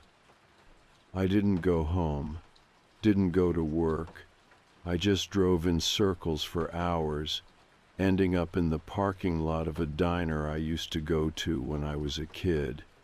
It's about an hour from my hometown. They open early and the coffee's cheap, and no one there knows my name. I sat in a booth in the back, phone turned off, watching the sunrise through the window like it was some rare gift. I don't know where to go from here. He's not just outside anymore. I don't think he ever was. I think maybe that first night on the bridge wasn't the beginning. Maybe I'd seen him before and just didn't realize it. What if I've always seen him? What if he's not following me, but waiting for something? I keep remembering the therapist's question. Do you think you were meant to see him? Maybe I was. Maybe that's how this starts. You see him once. You get curious. You start noticing the silence, the small details, the things other people ignore. And once you do, he doesn't have to chase you. You come to him. Maybe that's what the bridge was. A gate, a doorway, a test. You cross it, you look back, and then he finds you. And if you try to run, he waits. He waits at the edge of every place you feel safe. And each time you leave, he moves a little closer. I haven't been home since. But I know I'll have to go back eventually, for clothes, for mail, to face whatever I left behind in that house. The last time I checked the security app on my phone, the motion camera picked up movement at the front porch. The timestamp said 2:17. The image was corrupted, half static, half black. but I could make out the shape of someone standing in front of the door. Not just one figure this time. 3. All of them facing the camera, all of them watching. I went back to the house 2 days ago. I'd been putting it off, convincing myself I could live out of my car or bounce between cheap motels forever. But eventually, you get tired of looking over your shoulder every time someone walks past your door.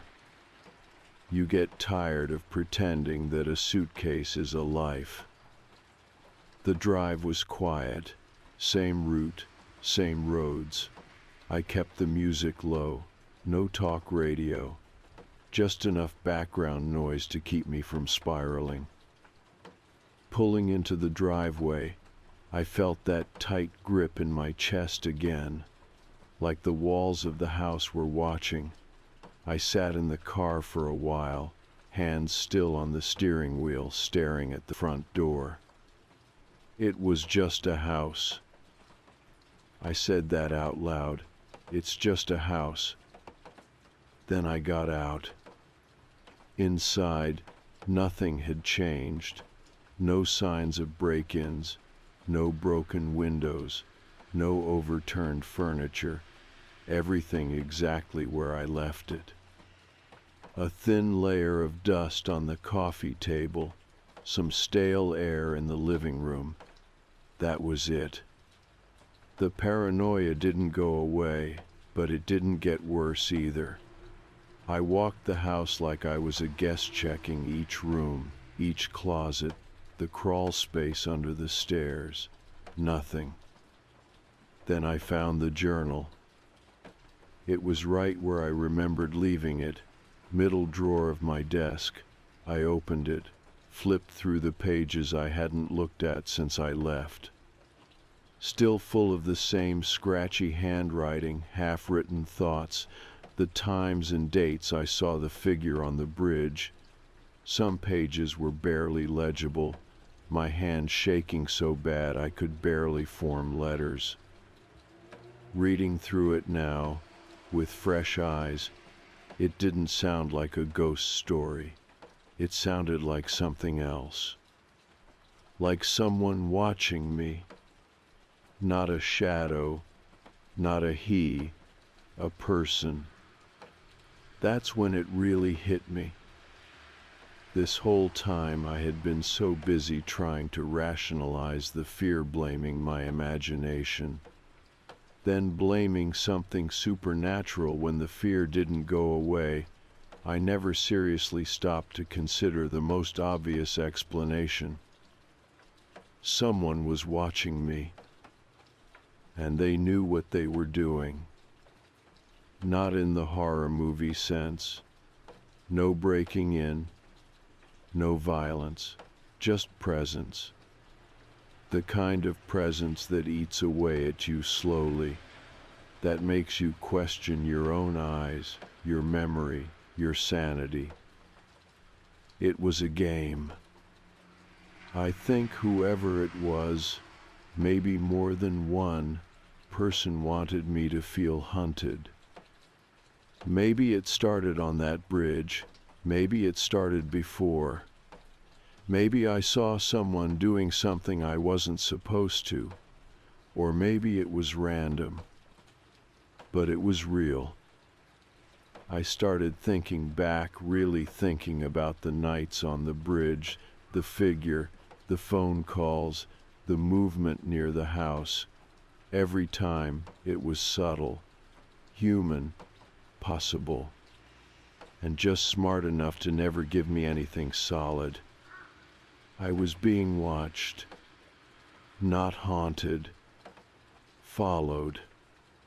I didn't go to the police right away. I knew how it would sound. A guy sees someone on a bridge, thinks they're being followed, finds muddy footprints and jumps to conclusions. No evidence. No suspect. No threat. I did something else. I installed better security, real security, Professional-grade cameras, hardwired, no Wi-Fi to jam. One in the backyard, one facing the front porch, one at the side fence. I got a doorbell cam with cloud storage, a lock with remote access, and a motion floodlight that connects directly to my phone. Then I waited. Not for him, but for anything. For weeks, nothing happened. Then one night, about 3 in the morning, the side yard camera picked up movement. The clip was short, less than 10 seconds. A man, average height, wearing a hooded jacket, walked along the side of my house, didn't stop, didn't look at the camera, just passed through the frame like he knew it was there and didn't care. He had something in his hand, I couldn't tell what. Could have been a flashlight, could have been something else. I sent the footage to the police. They took it more seriously than I expected. Said there'd been a few similar reports in the area. Nothing violent, just strange activity. People getting spooked. Items missing from yards. Someone leaving notes. No one had caught him yet. They filed a report, took my statement, promised extra patrols. I haven't seen the man since. No knocks, no figures, no more movement on the camera. Just silence. And I'm starting to believe that's all he ever wanted, to make someone feel vulnerable. Maybe I was just the unlucky one who noticed first, who looked too long, who fed the fear instead of brushing it off. People like that don't always need a reason. They don't want your money. They don't want to hurt you. They just want to feel control. And if they know how to stay quiet, stay patient, stay just far enough out of reach, you'll do the rest. I still think about the bridge sometimes. Not because I believe there was anything supernatural there, but because I know it was the moment everything changed. The first time I saw someone who didn't want to be seen. The first time I hesitated. I've stopped driving that way. Not because I'm scared, but because I don't need to test myself anymore. It's just a road. It's just a bridge. And some people, some real human people, find power in making you doubt your own instincts. Next time, I won't. I'll turn the lights on. I'll trust the bad feeling. And I'll remember that fear doesn't always mean you're imagining things. Sometimes fear is the most honest thing you have.